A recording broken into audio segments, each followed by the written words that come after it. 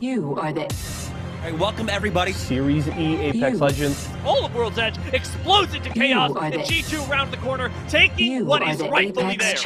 War with our Ash player, Musa involved, and it's going to quickly switch to the Peacekeeper, putting down damage quick as that Fury starts it off with the devotion and does so much work. May have single-handedly clutched it for VIZIO, and with the last shotgun shot, does it. Let's get the games underway, man. I'm ready to go. Bingo, baby! Team VIZIO. That's right. Hey, big shoes to fill, fellas, because VIZIO won the championship last season, right? And so now we got a new Team VIZIO here. And what are we thinking? Championship? It's all or nothing? First to last? It's free. It's a dub.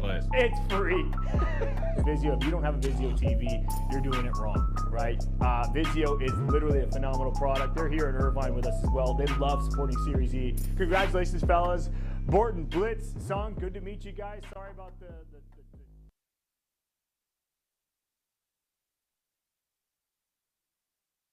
Apex Legends. I'm Yeso. That's T squared. Wait a second. No, we reverse that. Get a little confused sometimes. One thing not to confuse, though, yes, it is Pro Night tonight, and it's VIZIO week. You just saw that lit video right there. Yeso, how you doing today? I'm doing great. Still kind of riding the high from watching the championships over the weekend. I know you are probably doing much the same, having been out there on the ground in Raleigh. And, if I wasn't already excited and invested in the Apex competitive scene, I sure as hell am after what we got to see over the weekend. And I'm just so excited to jump back here into Series E. Yeah, if watching the ALGS and the $2 million tournament doesn't get you pumped up for Apex, I don't know really what will. And I know that the players, after watching that, are extremely motivated because they also announced Season 3, which is pretty dope. They announced that on Sunday, so that's going to be continuing to go down. But in the meantime, we have Series E here for you every single week. We have 3 different games that we're doing, and today is going to be Apex Legends. But let's take a look at the format. If you're a little bit new here, it's going to be your typical ALGS format. You can see first place all the way down to 16th through 20th. That's going to be rewarding points for first place, 12 overall. We have some prize money on the side. It's $500. First place team going to get $350. Second place going to get $150. Now, on the pro night, it's going to play a little bit slower than the open night. Unfortunately, we had some server issues yesterday. Hopefully, we don't run into those issues today. So now, when we're going through the pro night, you've been, part of Series E for quite some time now. It's all about getting into the middle of that zone.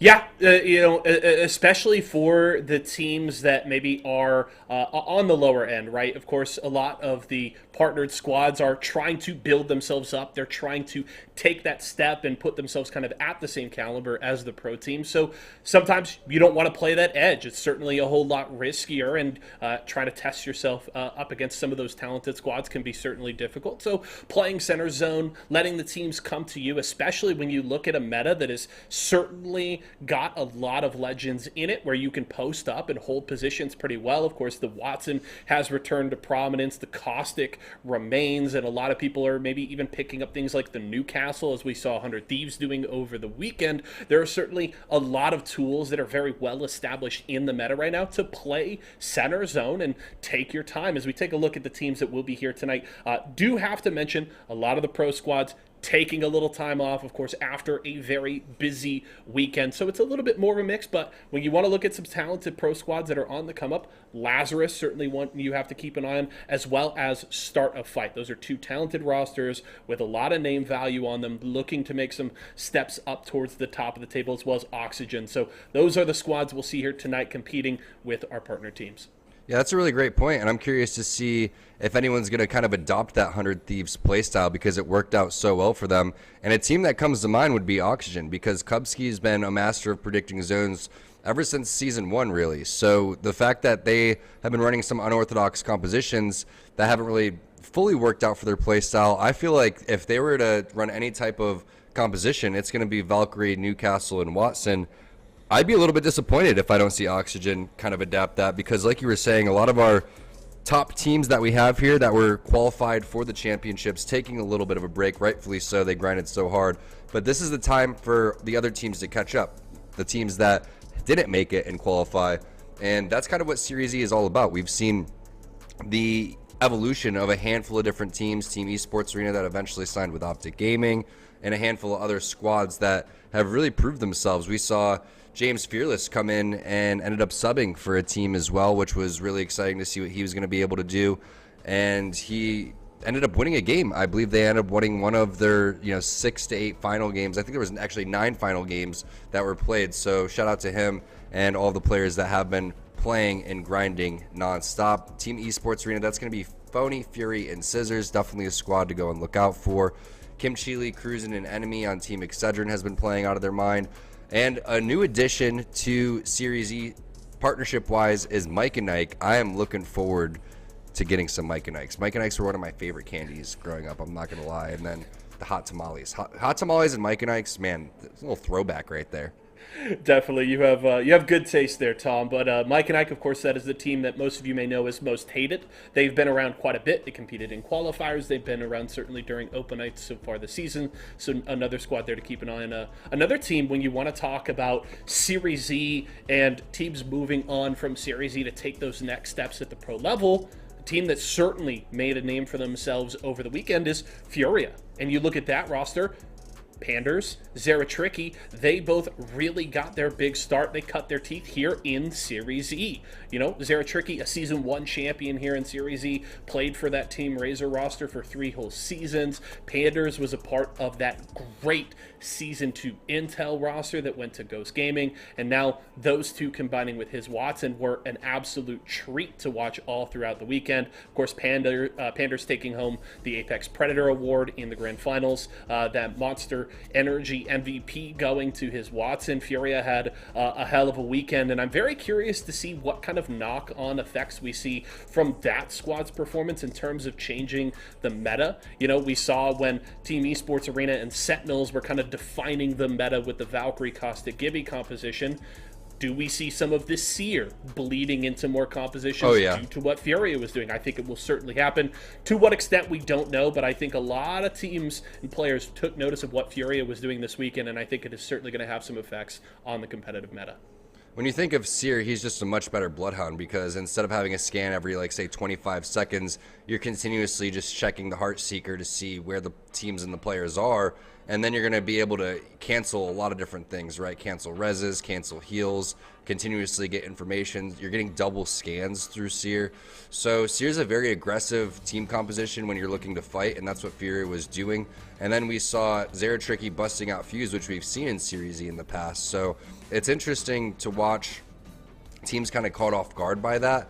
And Horizon's still another legend that we haven't really talked about that we could end up seeing too. So there's a lot of different metas that are possible, and it's crazy to see Watson come back into play. I think Ashe has fallen off a little bit, but I still feel like Ashe is fairly strong if you're looking for some sort of double rotation legend, right? So I think Seer's kind of replaced Ashe because you're not able to get the double rotations. You already have Valkyrie, which was a 98% pick rate going through, and if you weren't going to play Valkyrie, you're most likely playing Wraith. But Valkyrie is just so important for so many different reasons, right? It's one legend that's going to continuously be able to get height, which means you're going to be able to entry frag, but it's all about getting out of certain situations. If you're going to be stuck in a situation where you need to rotate and there's a handful of different teams, you're going to take to the sky, and it is a little bit risky sometimes when you're landing a little bit later, but at the same time, it's a lot safer than running through 3 to 5, 10 teams to get into the zone when teams are gatekeeping. So you don't see teams gatekeeping nearly as much because they understand people are just going to end up flying right over them, and then that's when they end up getting gatekeeped. So if you end up playing the edge, you're playing pretty much hard edge, and you're looking to fight maybe the other 3 to 4 or 5 teams that are still outside looking in, while everybody else is basically trapped inside of the zone and doing a good job of trying to get those placement points. So there's a lot of different things to talk about. Another team to look out for would be Glitch Gaming, who's getting their intro right now into Apex Legends, and they have Sushi Exo and Flinzar. Favorite team name? Definitely Banana Hammocks. I don't know about you, Yesa. It's definitely a good one. It takes me back to, in the qualifiers for Season 4 when Excedrin was playing. I remember they wanted to play under the name, I think it was Dumpers. And that got, ixnayed, so they went with Tonka, which I think was a perfect iteration of that name. But Banana Hammocks is certainly a great one. Of course, someone sign us. They've been around quite a bit here early in Season 5. They've had certainly some solid placings, but there's really a lot of teams, even if you don't necessarily recognize some of the names, there's a lot of talent here that are looking to show up and show out here today. And I'm certainly excited about it. Of course, we're getting ready for our first game of the day. We're kicking it off on World's Edge, on the Classic here for our first 3 games before we head over to Storm Point. But let's get into it, Tom. We got our first game of the day, 20 teams dropping onto World's Edge, and there's, I don't know, in my opinion, no better way to spend a Wednesday afternoon. No doubt about it. I want to give a shout out to our partners because we have some really cool sponsors in Series E. It's VIZIO week, so shout out to VIZIO, Intel, Nerf, Excedrin, Tyson, Razer, all brands that you know and love, Mike and Ike as well. Those are, that's a pretty nice Razer headset that you got on, I must say.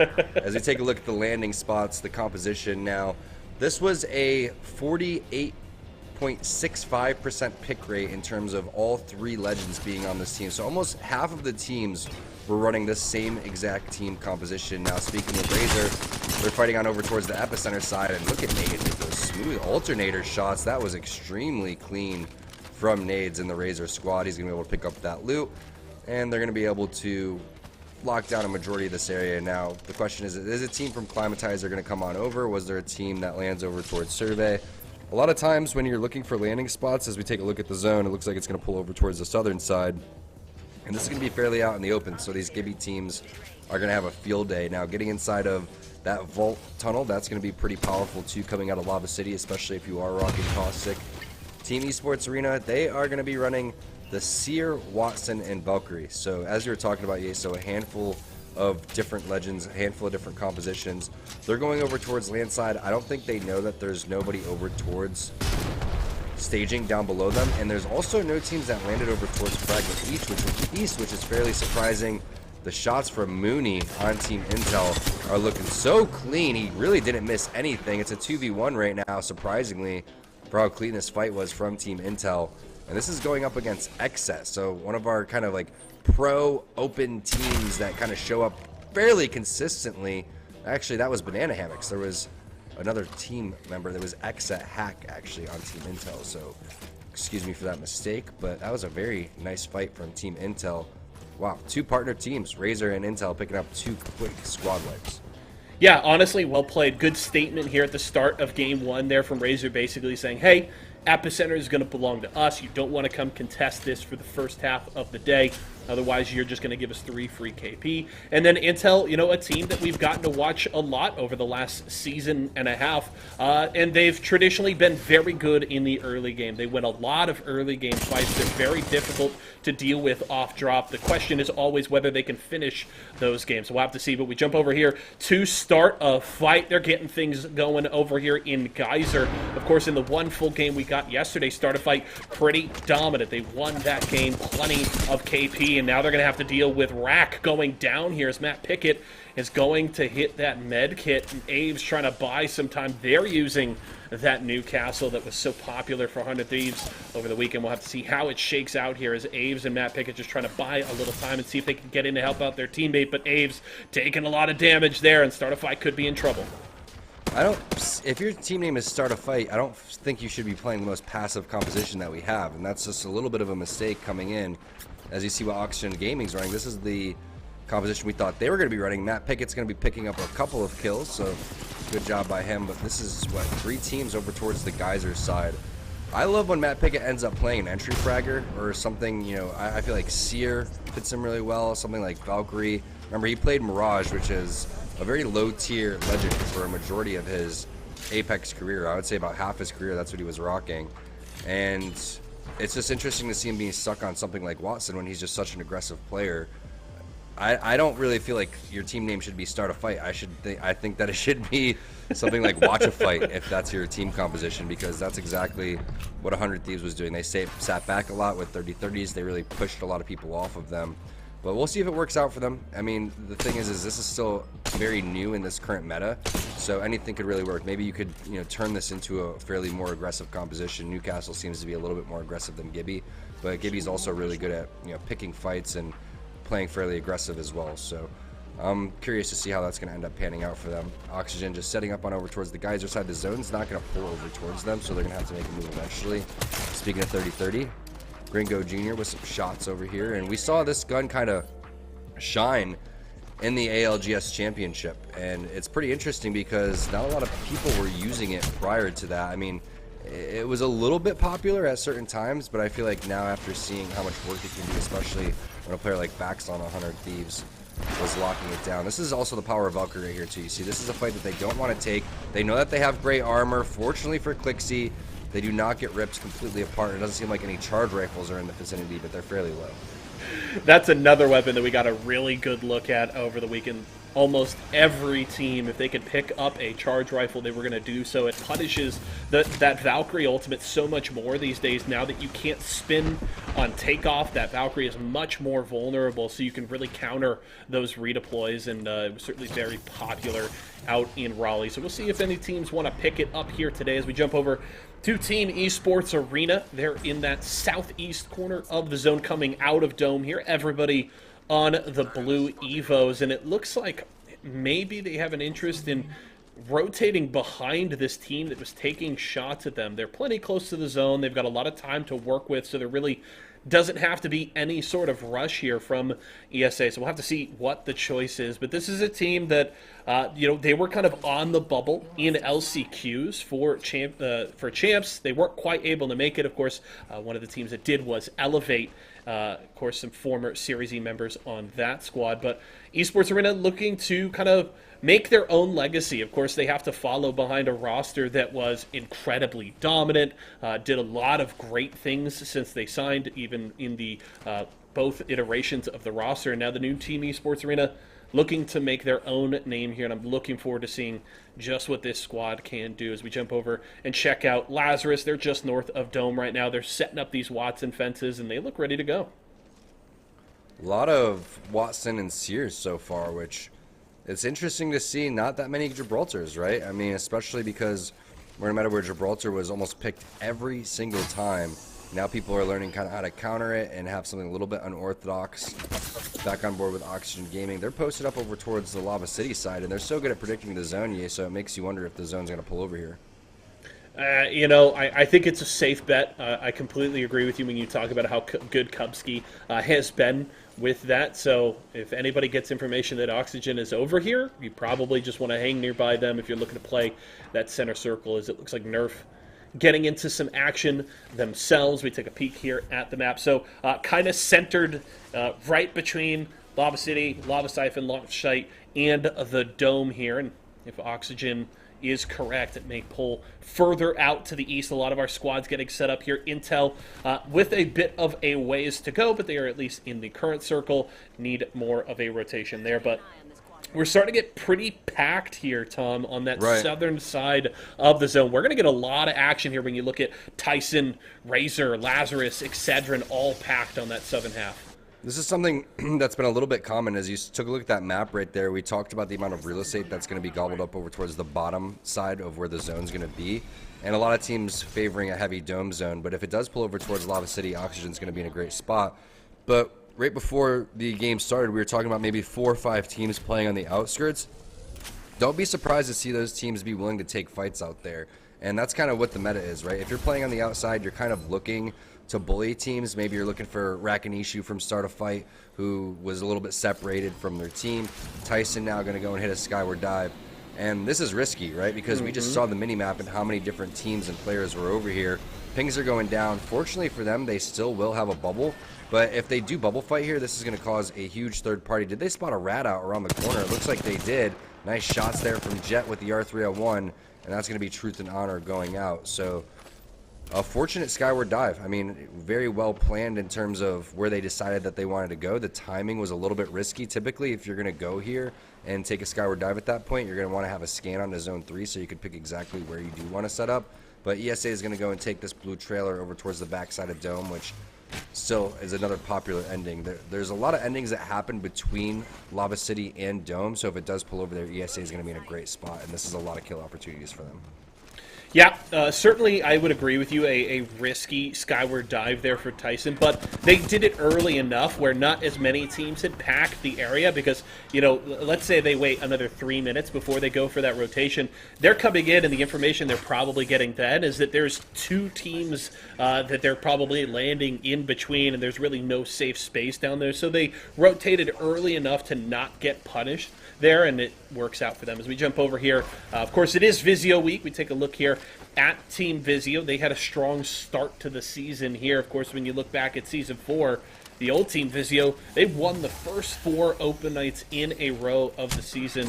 And VIZIO came out and tried to have a repeat performance. They won Week 1 this season. They weren't able to keep that string going, but they have still been very impressive so far, carrying the momentum from their performance in qualifiers, and they're certainly a threat for the top of the table. And with Intel playing without James Fearless today, that's certainly a big opportunity to take a chunk out of that Intel lead at the top of our leaderboard here as we jump on board with Mike and Ike doing much the same as we just saw Tyson do. They're rotating in towards Dome with the Valkyrie, and they take some shots here right as they land, so they're going to have to try and find some sort of safety.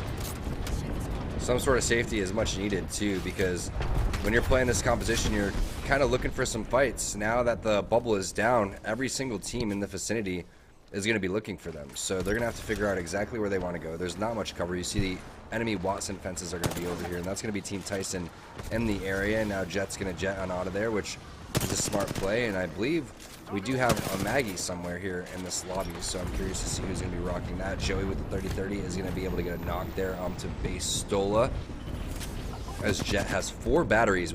That's really big for them. And when we talk about automatic weapons, R301 definitely currently in the meta, but I feel like the flatline seemed to, really over the last couple months showcase how strong it really can be. The car, it's sitting inside of the crafter, so that's going to cost you 30 overall, I believe. But there's the Maggie that we're talking about. That's going to be Luxford from Team Excedrin using this. Now, this is a very interesting composition, something that we've seen a lot of team fighting happening in the past. Kind of a bootleg Team Furia composition. And also TSM was running something similar to this, but it wasn't really working out for them. And we saw a lot of different adjustments being made. Big fight happening between Tyson, and I'm not quite sure which team this is. It could be the team Mike and Ike that came through on over towards the side. Base Sola gets re-knocked. That's going to be the second time he's been dropped. This is a double bubble fight over here. Joey does have the gold helmet, so it's a little bit of an advantage for Tyson in terms of having that knock already. Start a fight. Abe's also in the kill feed, popping off onto Locks. Jet is very weak, so he's going to have to heal. And that's going to be 2 players already down from the opposing team as Mike and Ike and someone Sinus both get eliminated. We also didn't call out Razor a little bit early on, was eliminated as well.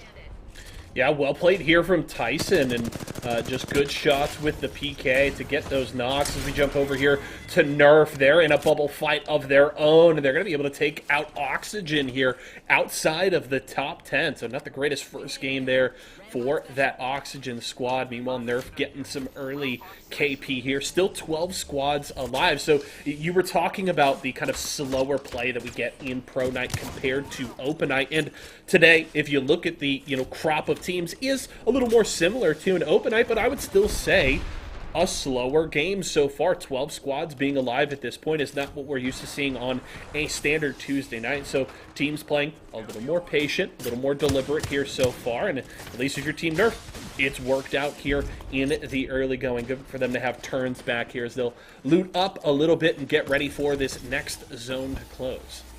It's also a little bit zone dependent, right? Because you look at how brutal this zone can be, and you think about zones like Thermal Station, Dome, zones that are on the very back end of the map. If a team like Oxygen is already pushing and trying to get in, they know that it's not going to go over towards Lava City, and they're one of the most passive teams that we have in terms of setting up. You could figure that the rest of these teams that are a little bit more aggressive than them are trying to make it in over towards the zone or take a fight as well.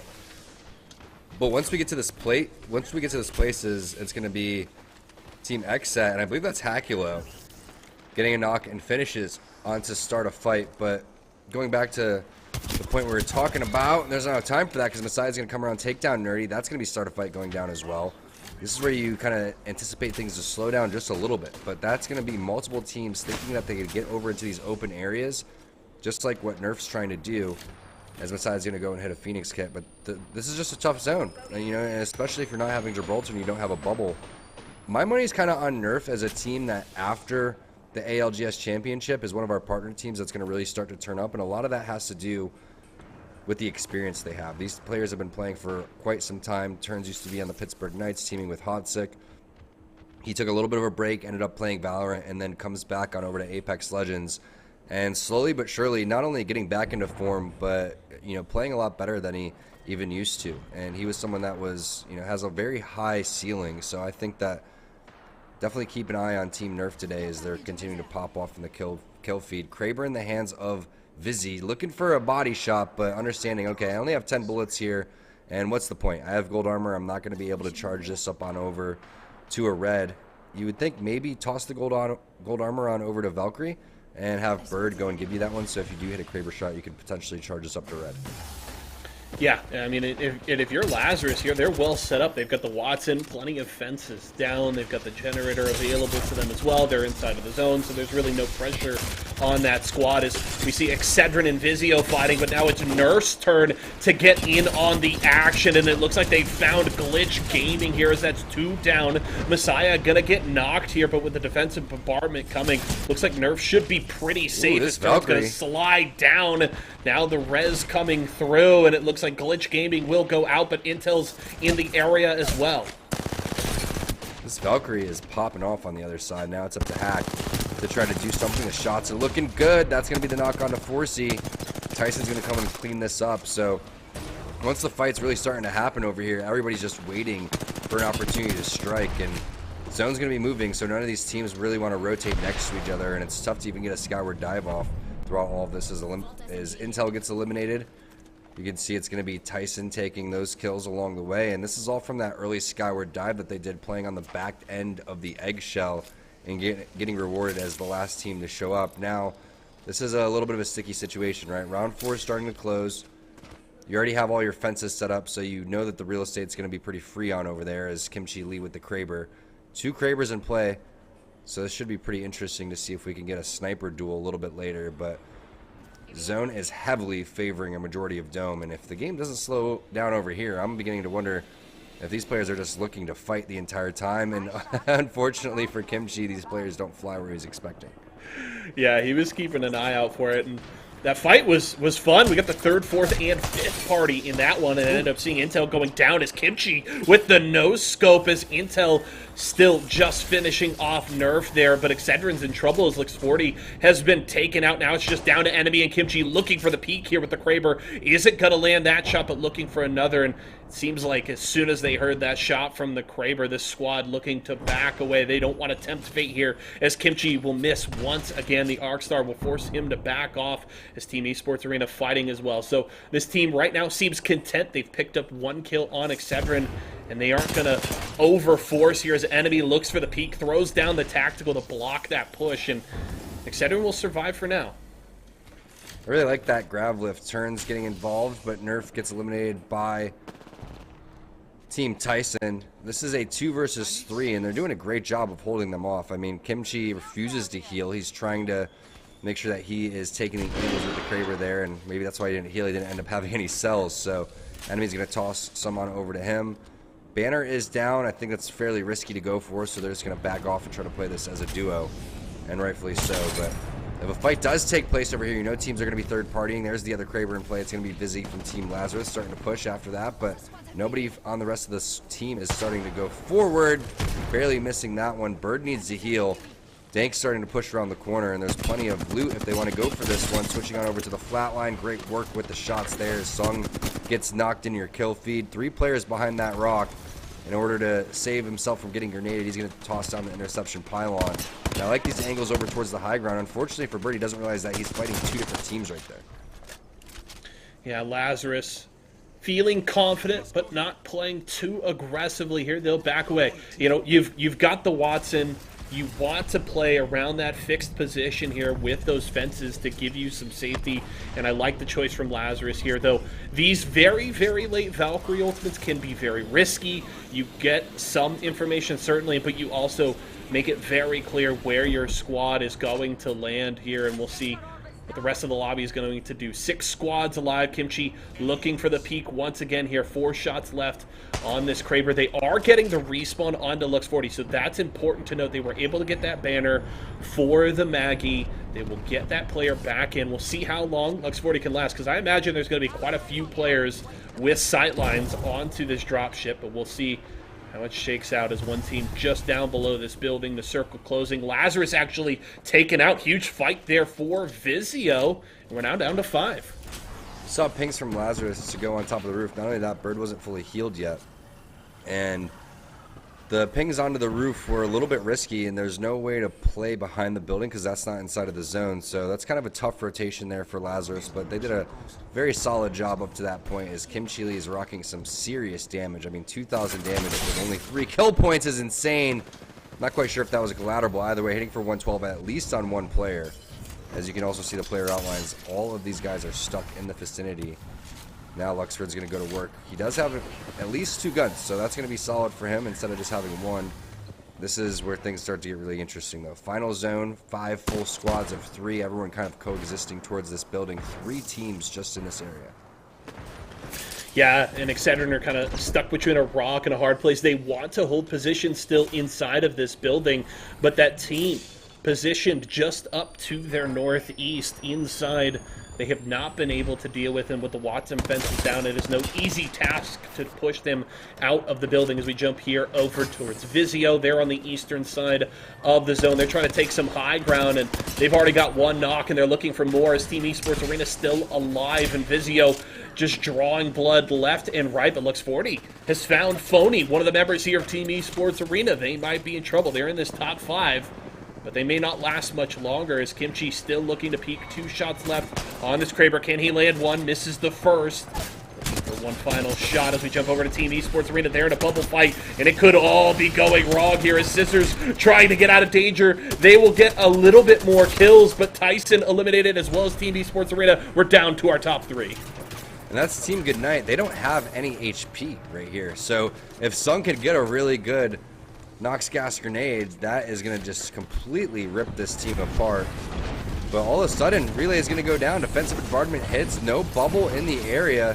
Sung is looking to toss that grenade out, but he's going to have to heal. Does have the gold armor. This is going to be a 2-on-3. There goes the gas. Let's see if they can get this on the outside of the bubble. One player getting knocked. Borton taking on over towards the sky. This is a 2 versus 1 situation, and they're fairly weak.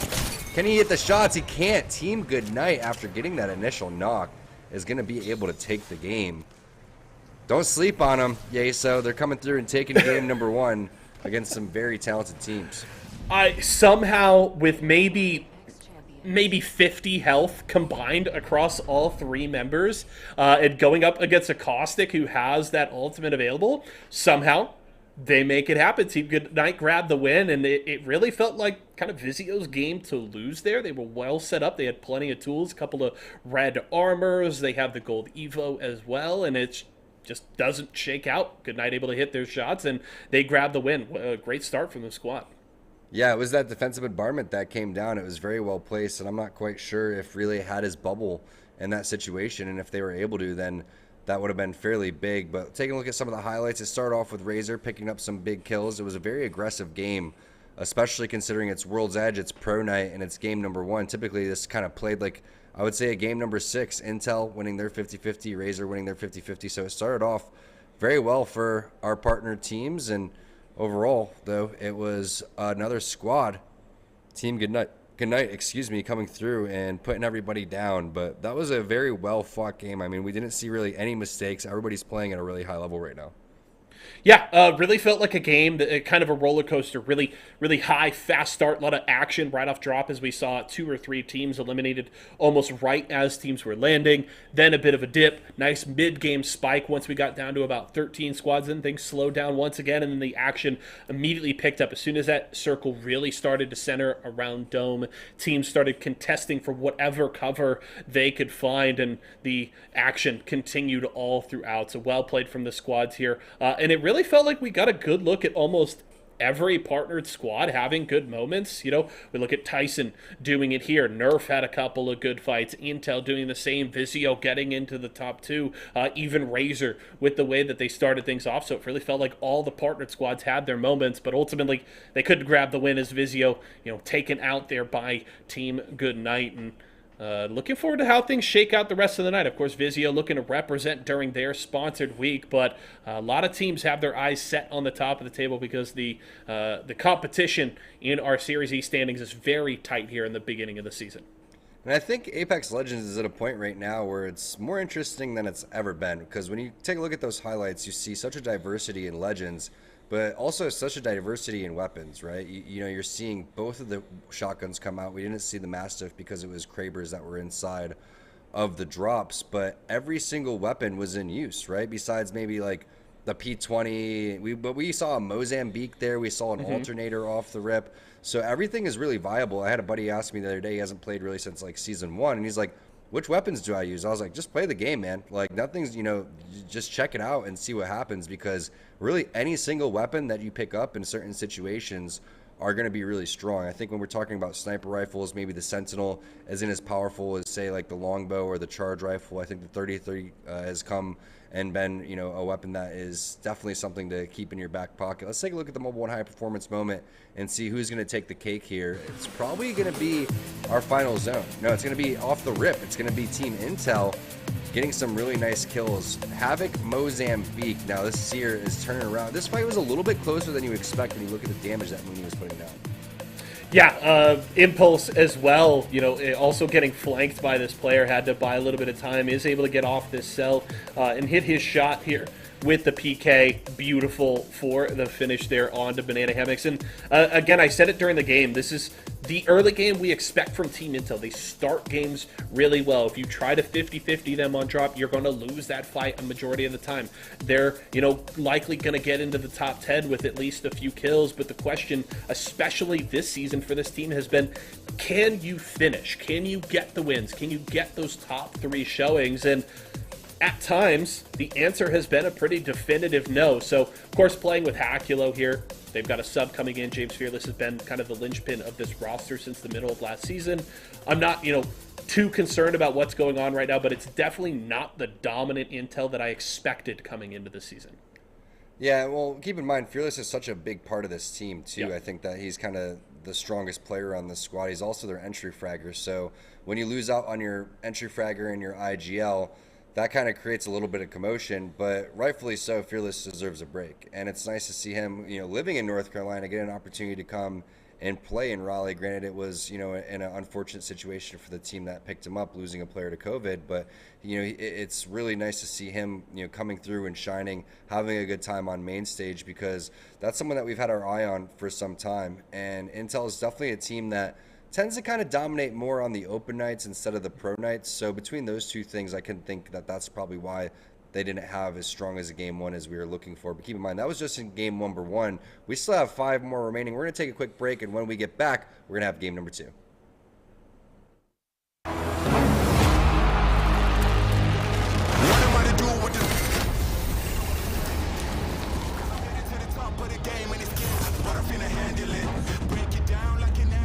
I'll be loading up, they wanna package this. Pray for peace, pacifist, I'm never old enough to give a promise.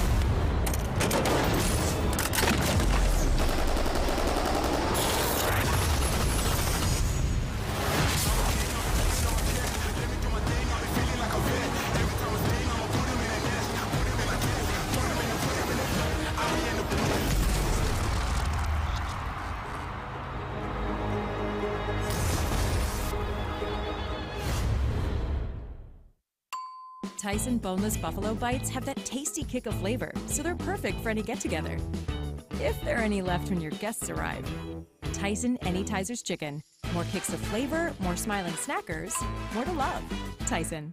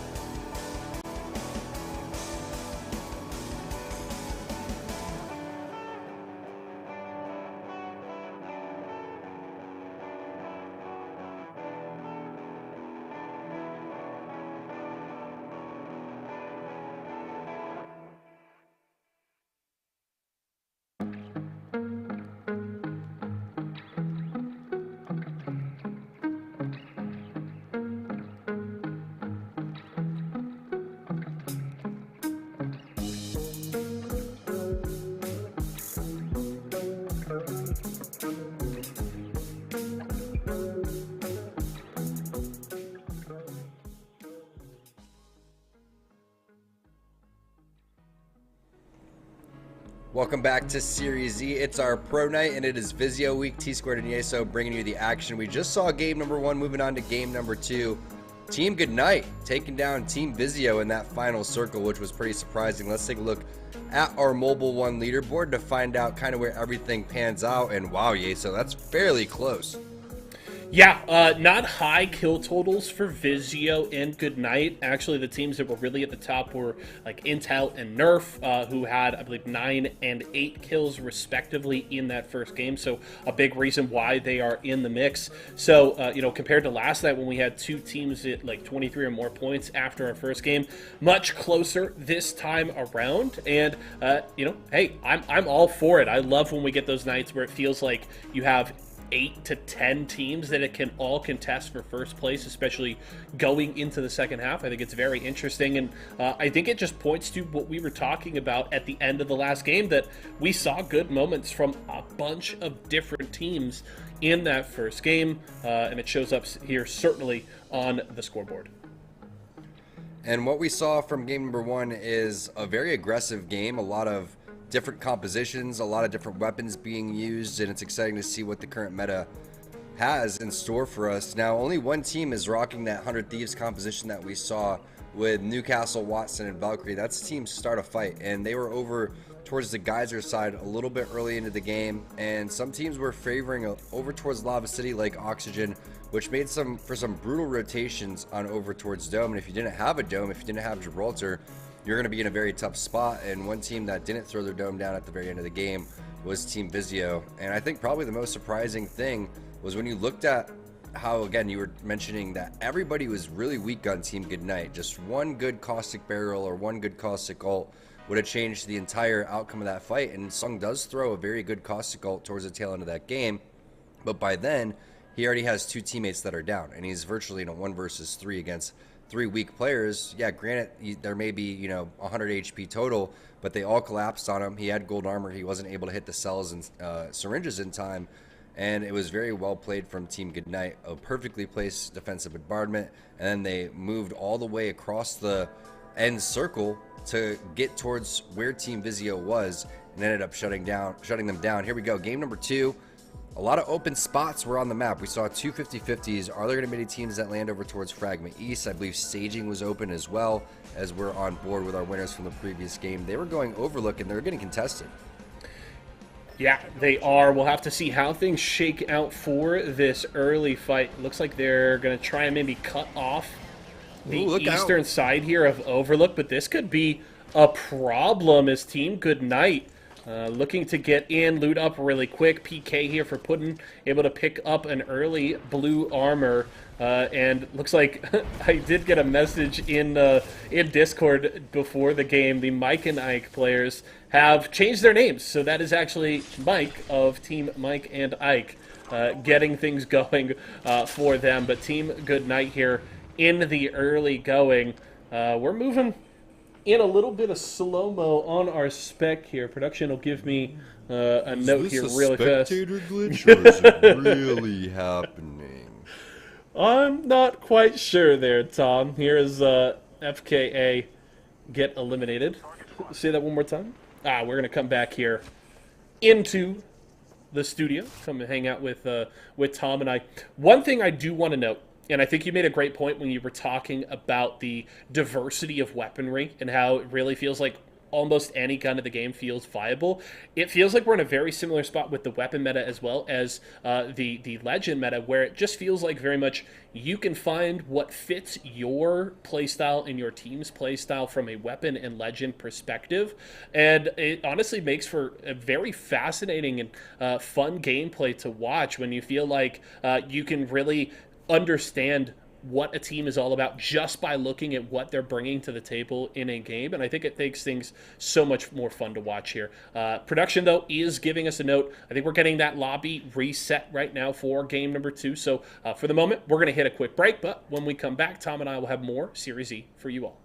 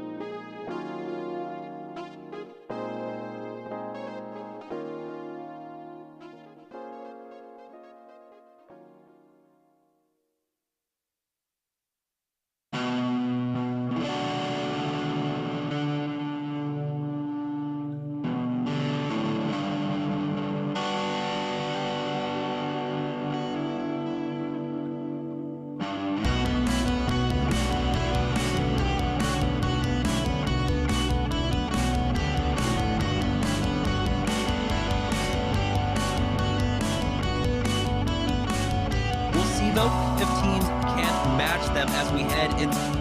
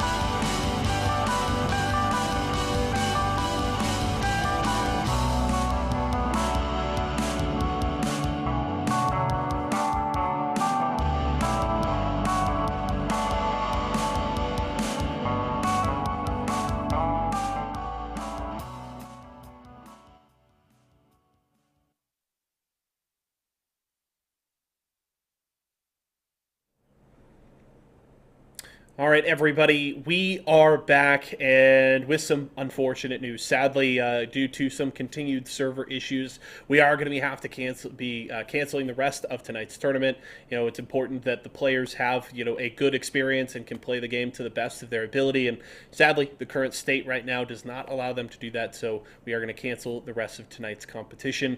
We do have a little something in store for you guys afterwards, but, you know, that's the unfortunate news we have for you right now.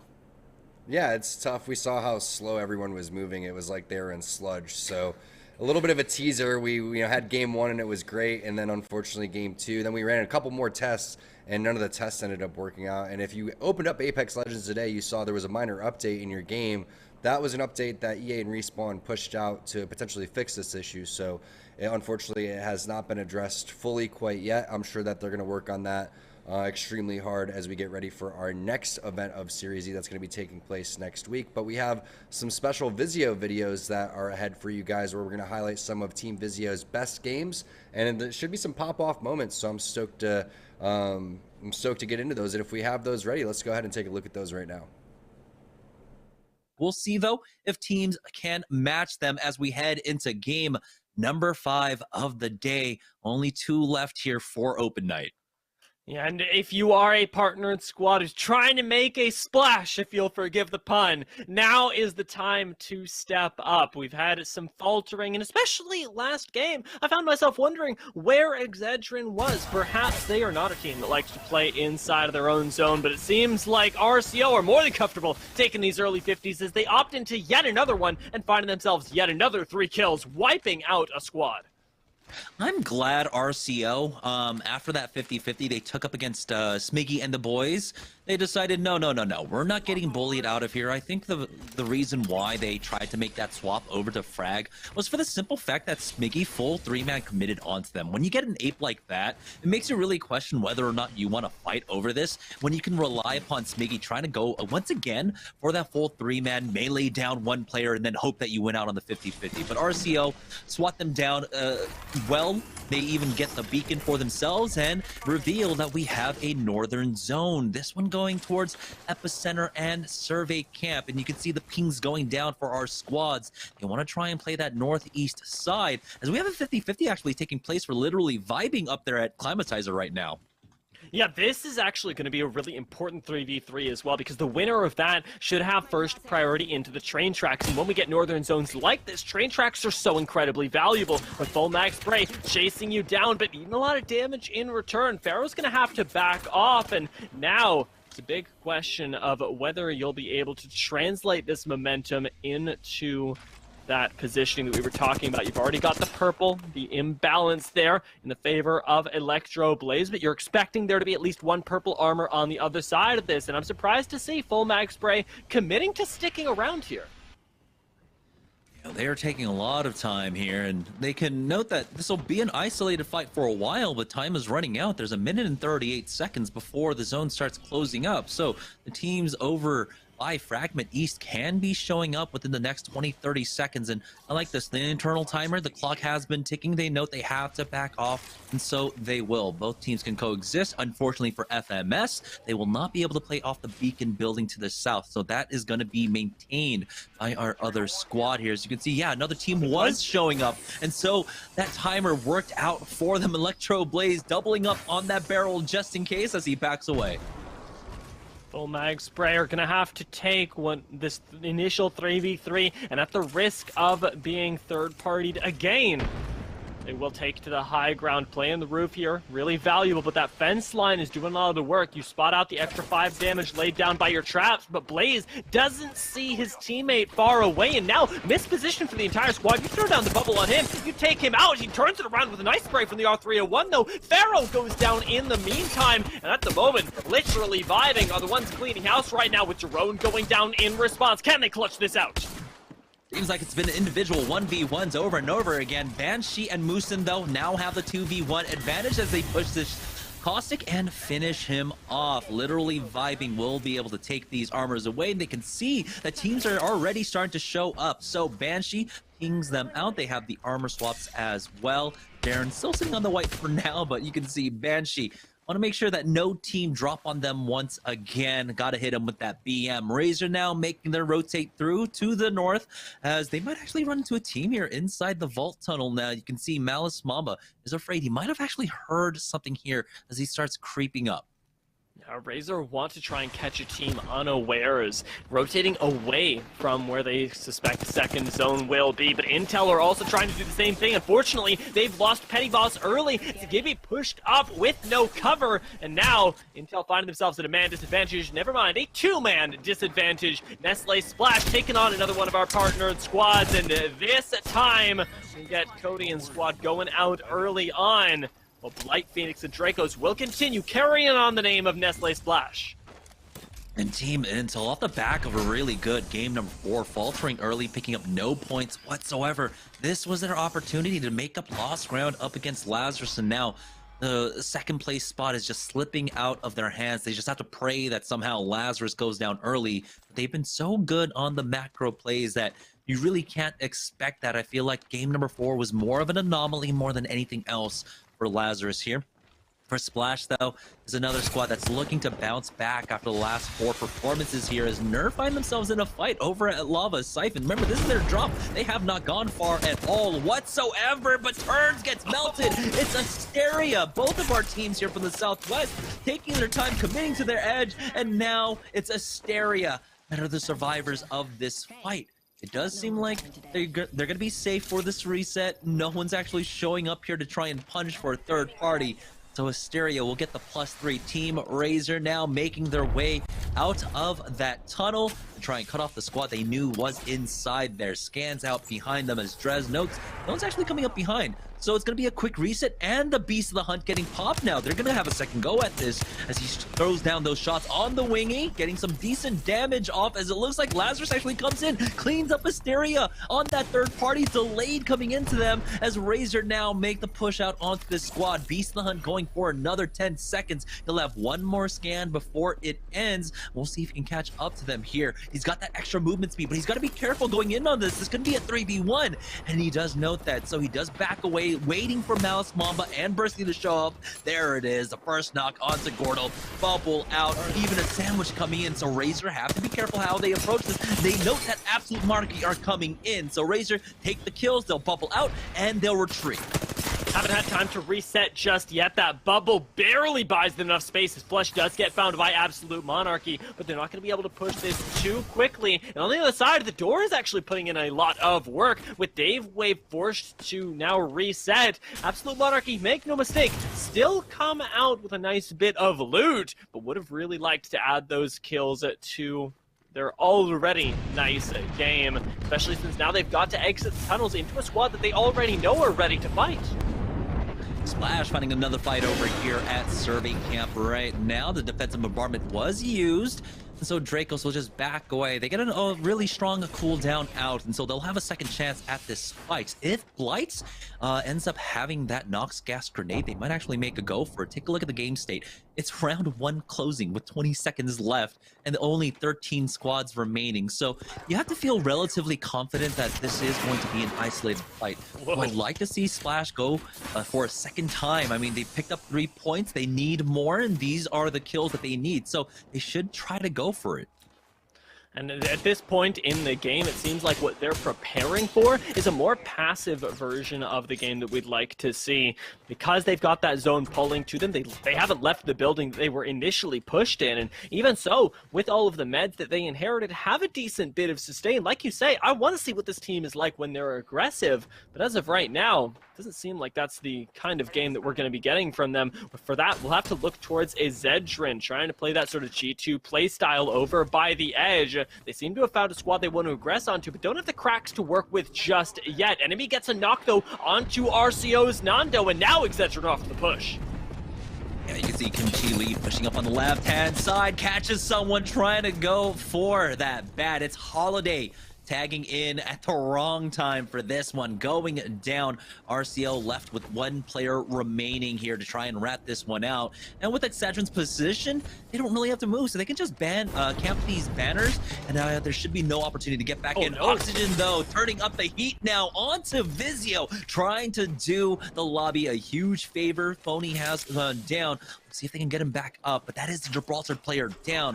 Fury and Scissors forced to back up because of these nades. They do have height to play off of and a decent angle, but Scissors gets shot up as he takes out Hambino. So answering knock for knock, Phony's still alive throughout all of this, so there is an opportunity if he can continue to climb down. If Scissors maybe gets another knock here to try and go for that res. As you can see, Fury wants to go ahead and finish them off. He has the angle on the right. Beautiful stick with that arc star, and Scissors follows it up. Fury will get the knock on Tchaikovsky, and now it's a 2v1. Scissors is a little bit low, though, so it's going to be basically up to Fury, and oh my god, there's still some fight left in Oxygen here. They need to reset. They hit the bats. They're going to utilize this knock shield of Phony just in case, because whoever it is on the other side is really scrapping back, but now Fury is back in the fight. Scissors has healed up just a bit, and now they are right on top of him, finishing off Oxygen. VIZIO will stay alive to maintain their lead.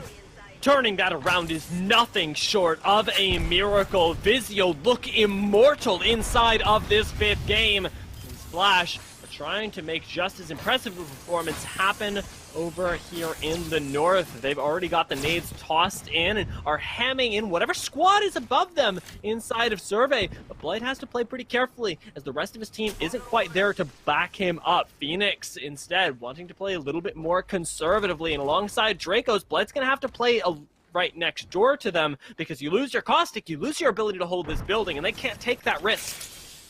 Yeah, the charge rifle shots coming out from, you have to imagine that was going to be Team Excedrin playing off the train tracks. We do get a look at the next ring. It is going over smack dab right into Survey Camp. And so while Splash did try to get aggressive, did try to get that those kill points on that team, ultimately they have to slow it down as the game state now is kind of returning to normal here. I mean, I say normal, but it's still 12 squads remaining very early on. So the pace of this match has been extremely fast. Round 2 is closing right now. Absolute Monarchy are taking their time on the edge, hoping to find a fight. They have been looking to get aggressive, especially after the last 2 performances that they've had. They've had mixed success, but they are still getting the kill points, and so they want to make this one work. For Splash, though, it's all about slowing things down now. Yet another squad off in the west as well. We'll have to keep our eyes on Team Excedrin holding up in the other grandma's house to the north of Fragment. Actually have themselves a beacon that they'll be able to scan next time as well, and utilize that extra little bit of information to play the edge with a little bit more finesse than they would be able to otherwise. Lazarus seemed to have been caught out, and you can see that in the bottom right of your screens. I'm excited to see whether this is against the likes of VIZIO or not, because we know they were on the high ground earlier, and with Dank tanking a lot of damage, it looks like it just might be. Yeah, that high ground hold coming out from the Epicenter squad right now. We know how often teams kind of get pulled up here. Now they do have an opportunity. Ooh, Razor coming in from behind with a flank. There's the scan out from Drez, and Now they have to be worried about that sandwich. The epicenter team can drop down at any point, and it's Malice Mama going down. Dink just one clips him, and they're gonna go ahead and give up as Bursty. I don't even know if he has a bubble to try and get it back up. Oh, it looks like the bubble was already used, and Malice Mama gets instantly thirsted. Lazarus, what a quick turnaround onto that. Razor tried their best out of lurk play, but get punished for it now. Lazarus, beautiful recovery. Information advantage also given over to the team up by Epicenter. They know what's going on down here. They know exactly which two squads are involved. And with Dank finding the shield check right now, he's once again getting chunked up, managing to survive even in the 2v3. They've got to have somebody watch their backs, though. Lazarus are not preparing for the eventuality that they may get third-partied, especially if there's a Wraith behind them, because they don't have any information on the squad that's holding up top in Epicenter. But on the other side of that, you can very clearly tell that information is being given up on them constantly. Yeah, Lazarus don't want to have to deal with that Epicenter squad, so they're going to make that aggressive push out to hunt down the rest of Team Razor now throughout Fragment here. You can see they have to move together as a full three because of how dangerous, how many angles you have to cover throughout all of it. They have moved their way into the 4th story, and they're on top of that, almost punishing Dink, and he survives with 5 HP.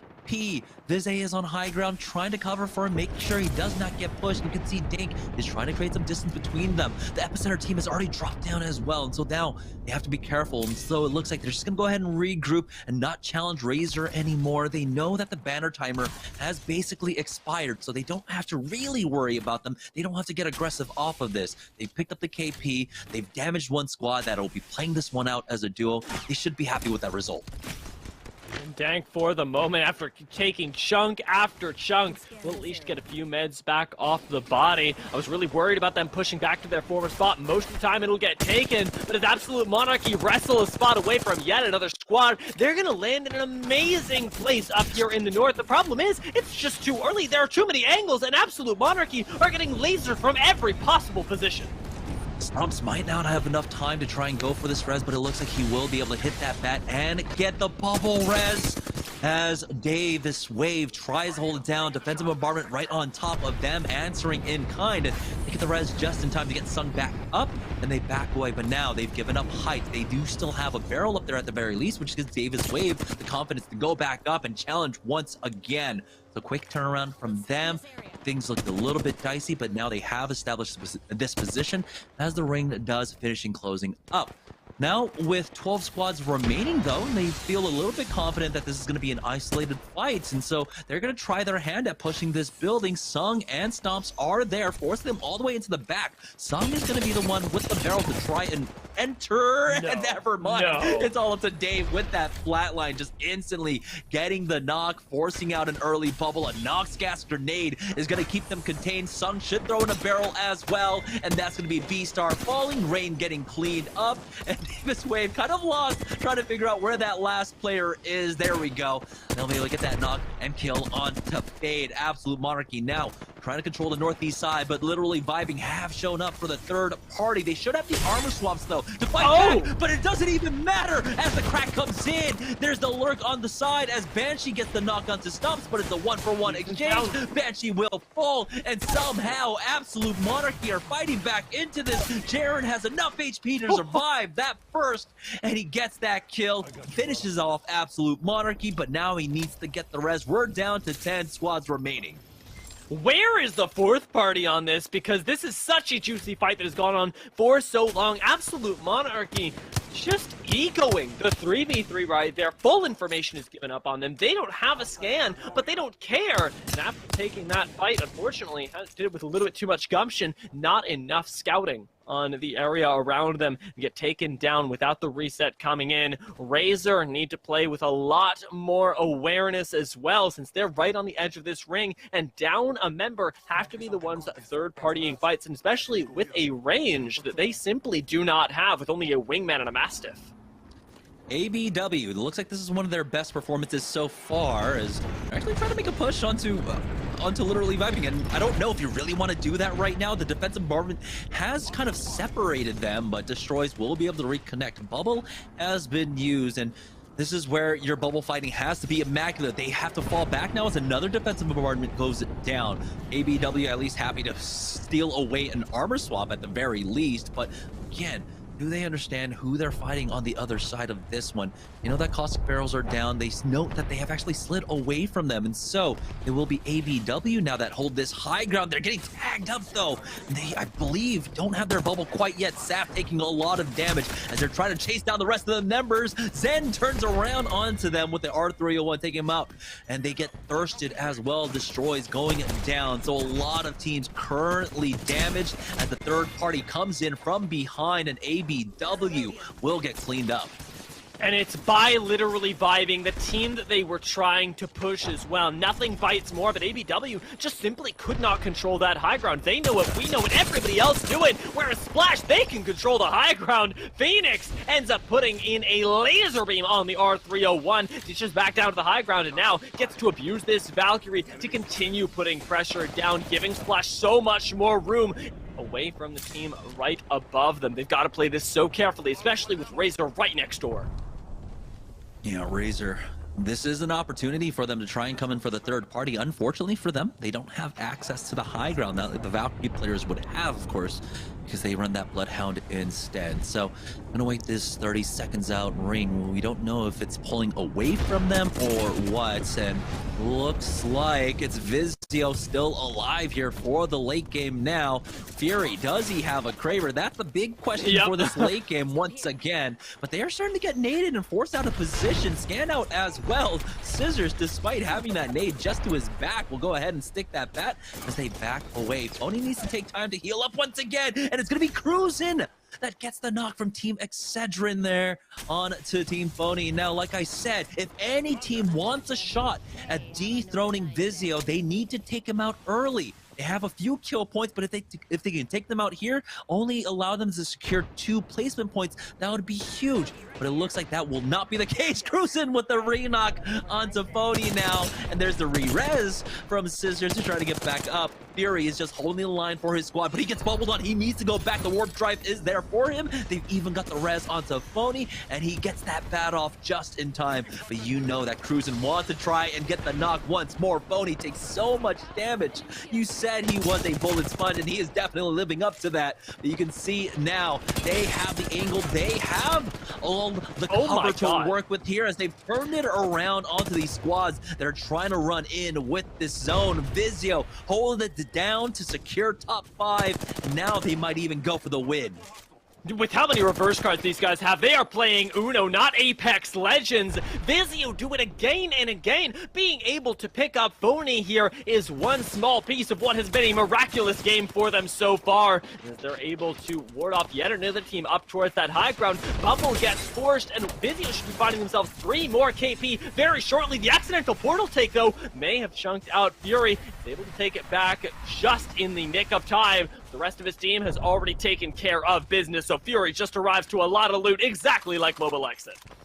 4 squads remaining, 11 players left. You can see that high ground still being held on that crane as Razor, still as a two-man, are trying to rat as best as they can. They've got Lazarus above them, along with Nestle Splash. So that means VIZIO are in some of the best positions, unless we have a Valkyrie redeploy onto them. Really, they shouldn't get grief.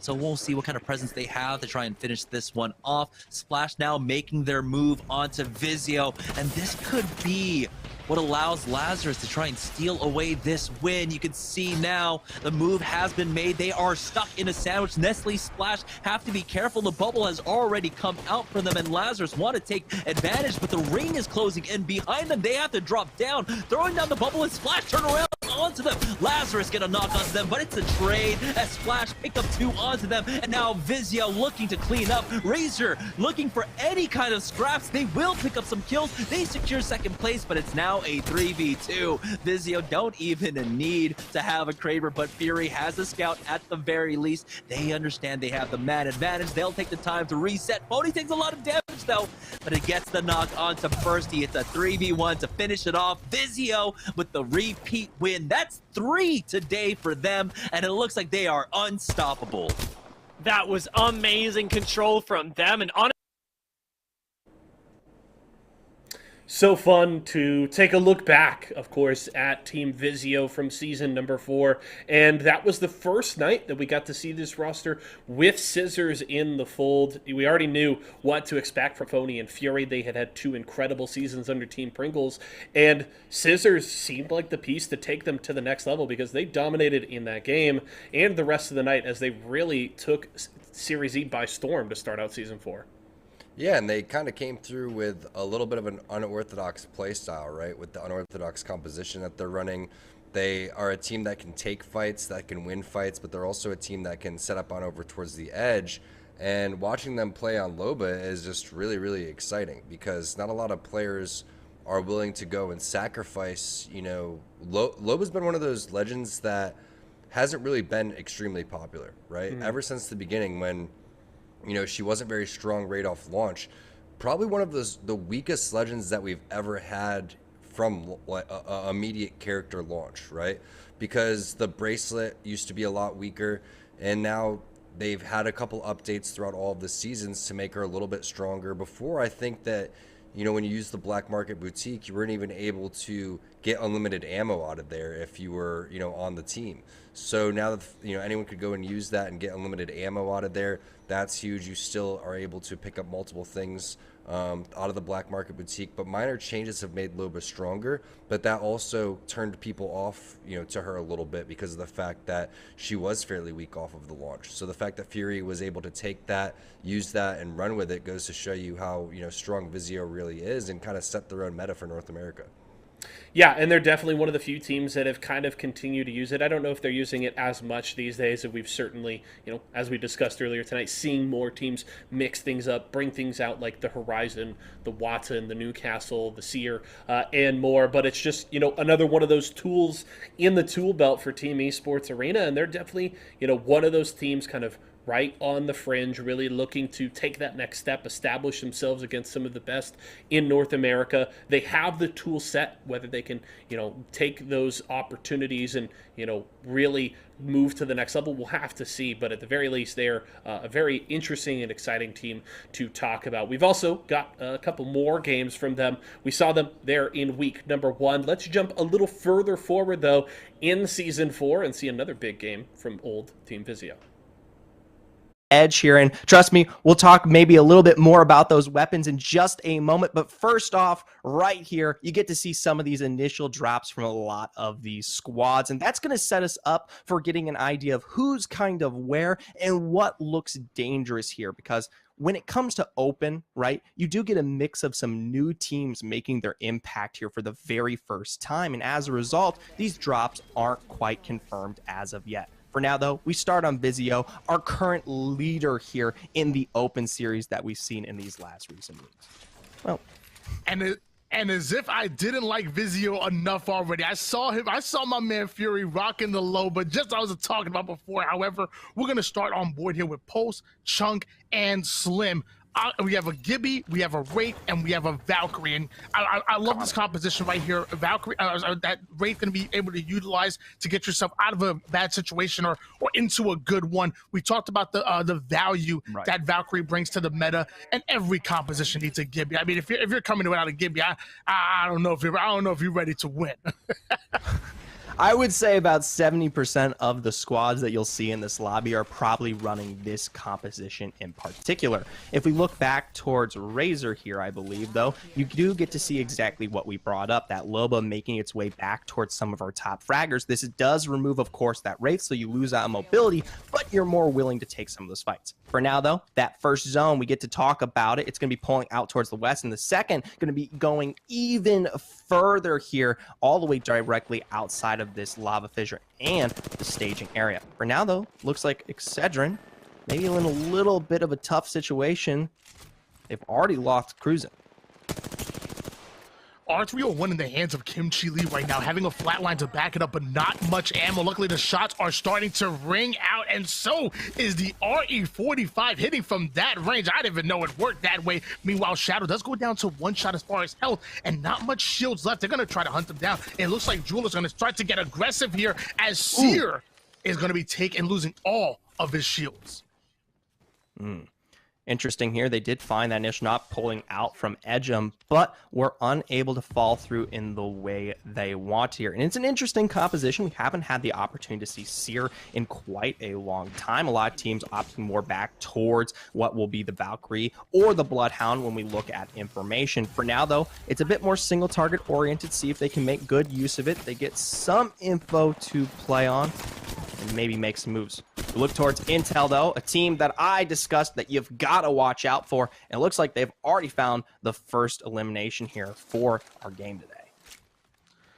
Intel having all the intel they need and bringing us down to 18 squads at the moment. Again, once again, Valk, Bloodhound, and Gibby. And we're going to go back here with Droolers, who are trying to do everything they can to create some kind of avenue here so they can collapse. But now the Seer ult is out, so the ultimate intel is coming in, but they're still losing all of their shields and forced to back down his Edge and our Ashe player as well.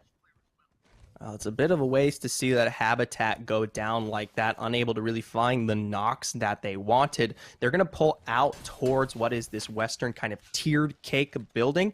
We see some zones finish towards this area, and you usually get about 2 to 3 squads that like to hole up in here. For now, it's definitely a nice position regarding round 1. I'm curious how far they'll be forced to rotate once this circle does close in, and given how those rotations come through, the northern area isn't exactly the easiest to find your way up against here. You have to play in across the lava fissure and up this line. But I'll say this, it's pretty early in the game, but hey, VIZIO, they're already in position to capitalize on any team that comes through this ridge region. That they are. They're already having a player with purple shields at the moment here as Fury's firing off shots with the L-Star. The bow is in the hands of our Loba player who wants to get involved. Lining up the shot, firing off a few, but nobody home just yet. And watch out, that Wraith Porter was already in there. So you notice that team is trying to rotate out. They're trying to get a little bit of a different angle here, but I'm not sure VIZIO wants to let them get away. Well, they've got to be careful. Notice how they've got Fury positioned far forward here to cover this angle, but the backside is still being reserved by Phony and Scissors because you've got teams like Droolers who are still in the back end there on that fissure, just waiting to make their rotation up when necessary. For now, though, VIZIO, they are able to pressure enough as we do see final rotations come through from Scissors here. They're backed up towards this ridge to play around this northern side, and let me tell you, this is one of the hardest places to hold here in this area. There's 2 access points, the one you see currently held by VIZIO, and the other end on that last, how do I say that, choke on the eastern side. And you have to be able to hold down both sides of that one if you want to keep that position in your back. But for now, I don't think they'll be able to do so. 17 squads remaining, and round 1 hill is closing in 2 minutes and 18 seconds here. ABW wants to get involved on this side of the map as well, having a Valk, Gibby, and a Caustic composition. So we're finally seeing Caustic start to make his way into the meta, at least onto this map. I'm used to seeing a lot more competitive, and I'm not much of a fan of that. ABW now wanted to get aggressive here, wanted a third-party situation, and you know what? Honestly, I'm loving the decision right here. If they can put down damage, they can stay alive. It could be good, but we're seeing the first Valk wanted to get the Valk out of here, and it looks like ABW want to follow suit.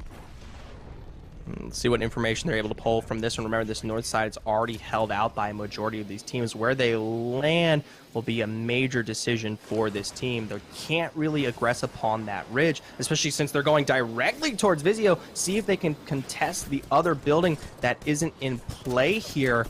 The 3 are found onto the backside, and it's really only D's who is punished, but VIZIO, they're quick to try to punish this one. If there's one team you do not want to land on, it is VIZIO, but Scissors actually be losing all of their health, of their shield. Luckily, the back comes in, and VIZIO's starting to chuck some nades into the house here, doing maximum damage. Now the collapse is coming in, Mastiff in the hands. They've taken over the building, but now they need to notch him. Phony's going to be the first player to go down. Fury actually going all the way down to one shot himself. What can they do? Ooh, it's a good pickup there from VIZIO. Yes, they lose Phony, but now they continue to defend against the third party that comes through here. The Ash down from the backside. They are getting shot out here. Fury only a few ticks away from being destroyed as ABW make their own for the rotation, trying to third party the fight that just took place here. They're going to be able to pick up Phony as a result, and the building that was once held by VIZIO now being down one member here. So what was a very risky play for ABW comes out in a major success for them, albeit at the behest of another team coming through there. Yeah, I love the play coming by ABW. They collapse well. They have all their members alive here. Meanwhile, Intel getting into a battle of their own, but looks like they're going to quickly finish that one as well. 3 kills coming out of Code. Able to pick up a nice fight here on the back end of Harvester. Not quite in the push as of yet to make their way towards this zone, but they don't worry. They can gatekeep and play the edge as long as they want, especially when they have that Valk all to work with. For now, though, they hold. They've got the kill participation, the 3 points all ready to boot. They don't need to make any aggressive schmoves here. We're going to take a look once again, though, back towards our map here. You get a bit of a taste towards that zone. Notably, it does still kind of pull towards that southern staging area. This is that high point, not quite in the realm of staging when we talk about those low ground buildings, but on the kind of back end where you have to play through the choke. A lot of teams will try to force their way through this area specifically to make their way into kind of that fissure hillside. And there is some buildings to play around if you want a little bit of safety before you make that rotation, but overall, you'll probably only see 1 or 2 sides kind of crested on the other side of that valley once we get into rounds 2-3. Shots are ringing out here for Fat Fruit Ninja, who's actually going to like to go in for a portal. So it looks like they want to get really aggressive on these players here. Portal's about to be laid down soon. His teammates will be coming up here. It looks like they're right into the action. Raid's already going to start firing off damage, but the nades are coming in. He says, you know what? Let me just go back to my team. That might have not been the push they were ready for. The nades are starting to fly in, but here comes the Gibby ult. Not sure there's much damage done on that one. No, but it does provide enough defense to push them back off for the time being here. I don't think they're going to be able to really capitalize within that building, especially being pressured from not only what is kind of that center spire region, but also the hillside here. They've already got a very nice spot being in this building out towards the west, and I know they're trying to pick up the kill participation that they want, but giving that one up too aggressively doesn't seem like the schmoove here. So to hold that one back, kind of reserve themselves, get a notion of where this next zone will come into play is going to be the major step for this squad. For now, we're on the other side here of our valley. We take a look at some of these teams. This is what I talked about. You only get a few squads that are going to truly be able to contest and hold this one out as this one collapses in. And while the ring isn't quite there just yet, we haven't hit closing, it will definitely become a hot spot for action as they all collapse and come up through, and at least on that kind of verticality off of staging. I love the splashes featuring the player Blight. Let me tell you, I got the chance to watch a lot of his gameplay. When it comes to getting into those individual 50-50 gunfights, he simply wins those. He's a dangerous player to have on the map that you're going to want to remove as fast as possible. Meanwhile, our Gibby player rocking the triple take. It could do damage. One of the only weapons I've seen come out of the care package, and I feel like I've gotten more consistent with it. I feel like I've gotten better now that it's out of the care package than what it was, as the shots are just barely going to be missing, but they're about to be right on target. A few more of those, and they're going to start hitting. 15 squads remaining at the moment, and we're going to find out when Splash is going to rotate, and ultimately where. Closing in about 54 seconds when we move into round number 3. Now, where this circle finishes will be huge for a lot of these squads, because how they'll find their rotation out will be a major topic here. For now, ABW and Furia, though, looks like they're in a bit of a tussle. ABW, they still hold on to the eastern house here on the ridge. They haven't quite given up yet, but it looks like they were pressured here for the time being. Furia, they're actually going to bite the bullet as a result, the majority of them falling. I love the fact that Nobu has a flat line in the back pocket. Let me tell you, it takes a little bit of recoil control. I'm not the best with it, but let me tell you, you can hit shots you can rip heads with. It has a high amount of damage and a pretty decent clip to actually go after those 1v2 scenarios. So I'm really happy that we're seeing the flat line being used so heavily here. Meanwhile, Intel having 2 players with gold armor and even 1 with purple as well. That's going to actually be our Gibby player. Scans are coming in. Hostiles are detected. Let's see if they can get aggressive on this one. With the caustic being below them, I don't think they're ever going to be able to make that push there. This is what I was talking about very early on. You get this tiered cake. You got several squads that like to find their way into this building directly. As a result, we probably won't see any action from them directly until they, of course, are forced to rotate out of this next zone. But it's the double dome down here, back on the end of that gas action. Majority of Intel falling as a result. Not quite ready for the response there, but TBA, they're punished quite quickly. Now it's the 1-for-1 here. I'm pretty sure TBA stands for the best alive, but only 1 player is going to be alive here, and that's our Gibby player, as Valkyrie is going to go down. Looks like, and it actually looks our caustic player actually turned into a banner. TBA are not in a good scenario here. The Peacekeeper's in hand, and he's trying to hold on to this door for dear life, but here comes Jewelers. Droolers, we got to take a look at these guys very, very early on in this game, and they weren't able to find what they wanted here, but now they may be able to pick up a spot for themselves. Stompez being one that's down. That's a name to watch out for, already out of the count here.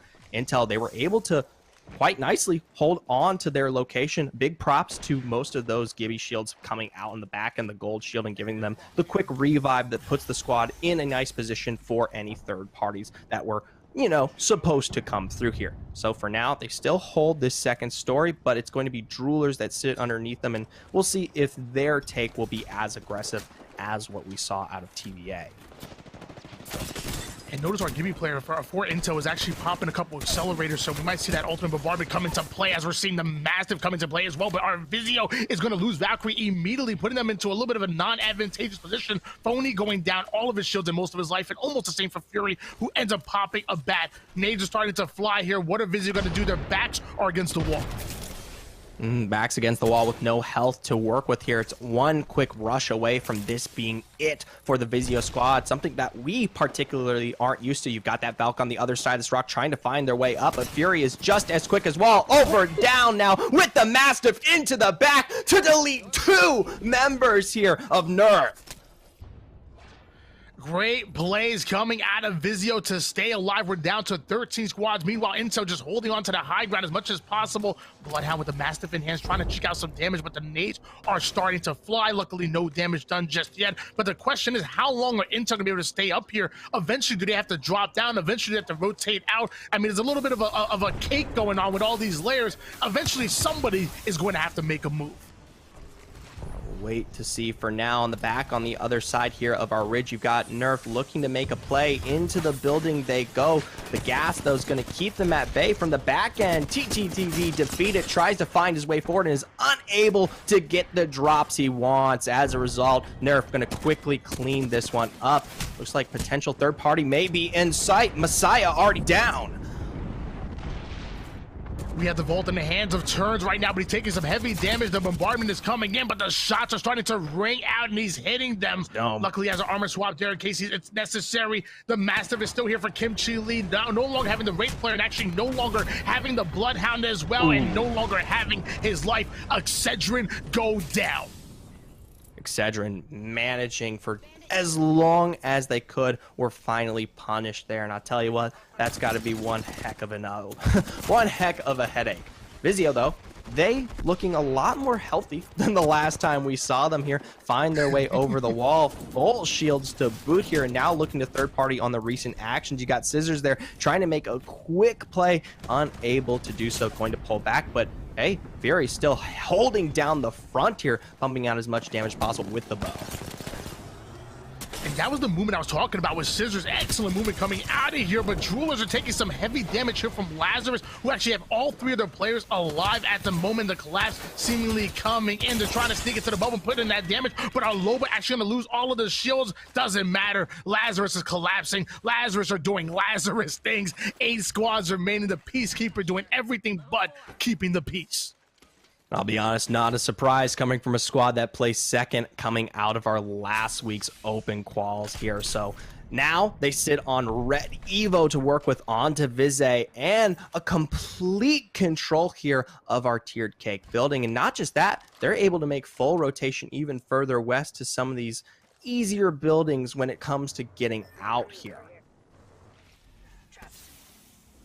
And looks like we have a little bit of a Tomcat rat cam coming out of Blight with Splash. Luckily, he does have 2 of those banners, so if he can manage to get himself over towards a beacon, maybe he can revive his teammates here, but there's multiple teams in the distance. It looks like he's gonna make his presence known. The damage comes in, but so does the intel. They know exactly where he is. Can they collapse and put him down? But it's a great R301 shots, but still his back is against the wall. He's literally in the storm right now. How does he get out of this one?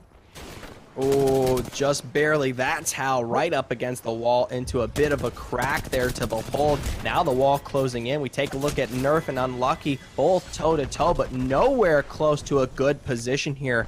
Senpai Nerf down. Now he himself also out for the count as well. And no surprise, it's VIZIO, the ones to pick up both of these squads. Ladies and gentlemen, we have a new kill leader. VIZIO are cleaning up and still on board now with Scissors. He's the one that actually has the four kills at the moment here. It looks like they want to get aggressive on some other players. It looks like on the the south side here, there's a team actually holding themselves right against the storm. So I love the positioning coming out of them, but eventually that storm is going to move, about 53 seconds, and they're going to have to make a move onto VIZIO, where VIZIO could simply just hard stuck them there, and Lazarus can do the same thing. So really, I'm worried about Wizzy, Amaze, and McNug at the moment, because they may be feeling good at the moment here, but eventually they're going to have to rotate in, and there's not much cover. Right. Your best bet is to hope that you have VIZIO and Lazarus take the fight against one another, and then you make the rotation in off of that play here. The problem, though, is VIZIO's got plenty of room to find their way out of any kind of aggressive fight, as you already see someone like Fury now sitting with that Kraber, pulling as far back as possible, hopefully to put that one in action sometime soon here. So for what is, my apologies, Roll a Theory, as they make their way up, I don't think they're going to have much of a shot coming off that hill.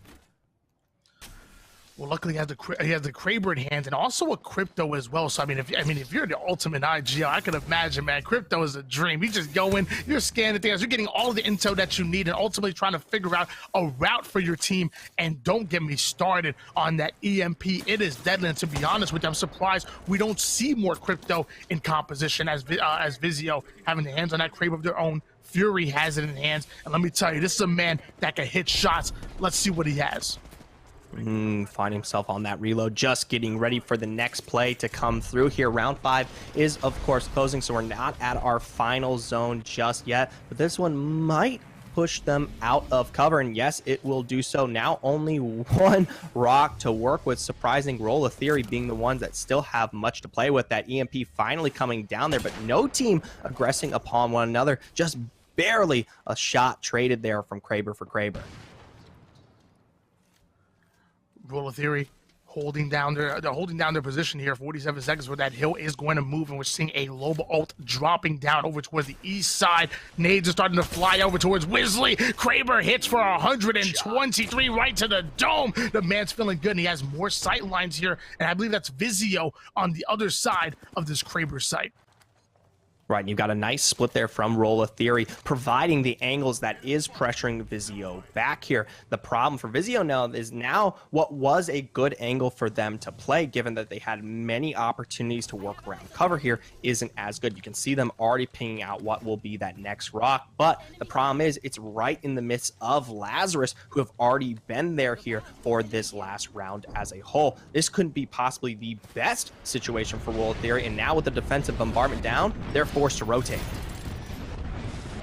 That they are here, and it looks like the bubble's already before to be used out of VIZIO, and eventually they're gonna have to rotate out of this area. I said I was worried about Roll of Theory. I should have been worried about VIZIO, because now they're gonna be forced to move up and get aggressive. Is that a second bombardment? No, I'm sorry, this is the rest of the first one here. R301 in the hands of VIZIO. Great position. VIZIO going to start off by throwing a couple of nades. That tells me they're going to start to get aggressive. 85 damage coming out of that one.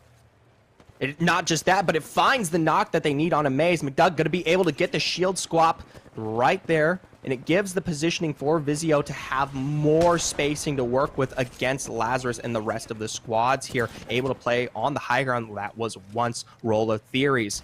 They're one quick move away from taking out the rest of Roller Theory. Over the wall they go. A quick few pumps there, and that's going to be it for the rest of them. Now a 3v3 underway here, Lazarus v VIZIO. And Lazarus almost letting them actually heal up at the moment here, but now the engagement's coming in, and it looks like all of Lazarus are going to be going down. These 2 out of 3 players. Looks like Valkyrie be the final player alive, but VIZIO coming out on top, putting the shoddy to the body, does Fury. That was absolutely incredible play coming out of VIZIO. These boys are the real VIZIO doing it once again. They're back in Season 4. And Tom, I have to say, one of my favorite combos last season was Fury and the Kraber. That man is so deadly when he gets that weapon in his hands. Of course, he had it a lot using that Loba very effectively all throughout last season. And he is just a menace when he has that Kraber. But you're also seeing the power of Loba again in these final circles too, right? Because without Loba, you're not able to get that Kraber, you're not able to get that Mastiff. It's a really ballsy combo, and it's very unforgiving. If you end up missing your Kraber shot, you have to switch on over to the Mastiff. But it's great to watch them go and take 2 end zone fights, one on over towards the side, and then they win their 3v3. And going up against Lazarus, which is a really good team, they were able to dominate in that bubble fight. So again, it's not just this team that gets over towards the end zone and plays a really passive game.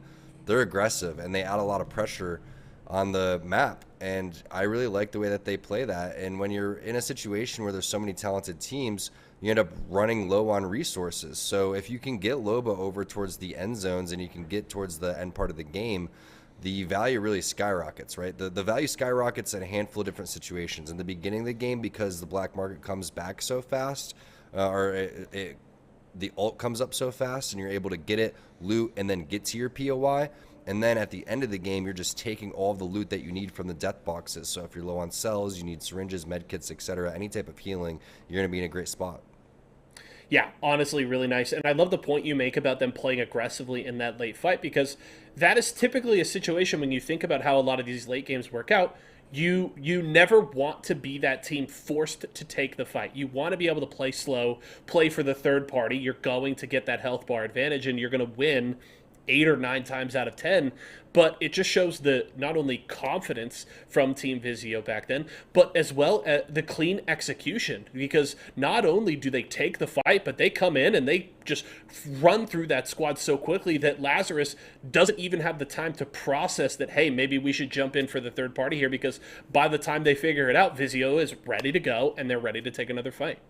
They've already reset. None of them got knocked. They get the armor swaps that they need to do, and they're ready to push again. And when you have that type of weapon composition, and when you have, you know, a Mastiff in your back pocket, the Mastiff now being recreated again goes to show you just like how strong this weapon really is. I mean, right now, I feel like the Mastiff is stronger than it's ever been. Maybe going back to like the original Season 0 and Season 1, yeah, that's, you know, a very strong gun, but it's kind of back to that same style, right? 1 reload gives you 2 pellets, so 2 basically quick reloads and you're back to 4, and you're just putting down serious damage. It shoots faster than the PK, it does more damage, it seems that it's become more consistent as well. So I really like the current meta that we have, and I love that the way the old Team VIZIO used to play. Or they still play the same way. Yeah, honestly, very, very fun to watch, and they ended up finishing with another win there. They had 15 kills in that performance as well, so a hell of a game from the squad. We do have one more, though, for you here today. We're jumping into the middle of Season 4. Let's head up to week number 8 and look at some more VIZIO action. As we head into game number 5, 2 remaining here on Storm Point now, and like we said, we have about 5 teams that are well within reach of each other, maybe 4 or 5 point difference. And then we have a few more squads that, with the win here in game number 5, can definitely put themselves into contention for that top 2 finish. Remember, we have $500 on the line. We had 3 50-50s taking place. This was one of them. Nerf chasing down Noko. He does instantly get thirsted and forced now, stuck on the height by himself. Turns taking so much damage as he makes his way across the corner, and unfortunate for him, left one shot now. Wingman season. They've got the 2v1. They're just waiting things out. I like this patience coming out from Zednam. He's going to wait for Study to show up, and I guess they ended up getting the kill there. So our first team out as we join on board with Splash. I'm trying to remember who they were fighting here. Was it Excedrin that they were fighting for this spot, or was it Team Intel? Right now, Hakulo is fighting Gravity, and it looks like he's going to continue to fight Gravity right there, trying to find a weapon the entire time. Nothing is worse than the first 30 seconds into the game, and you're still searching for a gun, and all you really get is an alternator. You know, it's not as bad as the B20, but at least you're able to get something. Splash has not been able to put up any points on the board quite yet. They're still sitting in the goose area, so if you're a Splash fan, send them your energy, because they need some points on the board. Yeah, it's kind of weird when they uncrate the alternator, right? Because you don't have disruptor rounds. That was the strength of the alternator when it came out of the world spawn. It did so much damage to shields, but now it feels completely different because you don't have access to that. And it definitely does not feel anywhere near as good as a floor spawn. But Splash will go ahead and survive this one for now, take their cursory loot and start backing away, try to find something a little bit better there, but just keeps running into more and more cars. It might just be destiny for Prodigy Ace to be able to play off of that. But they do at least survive the early game for now. Their armors could be better, but you definitely take that. Renegades, though, again, another early fight. This was the other 50-50 that took place. Renegades are winners from game number 4. Might be going down early. It's a 2v1. Madness does not have it in him to finish them off. Oxygen went out the 50-50 this time around. And now Renegades are going to watch everyone else start accruing points on the leaderboard.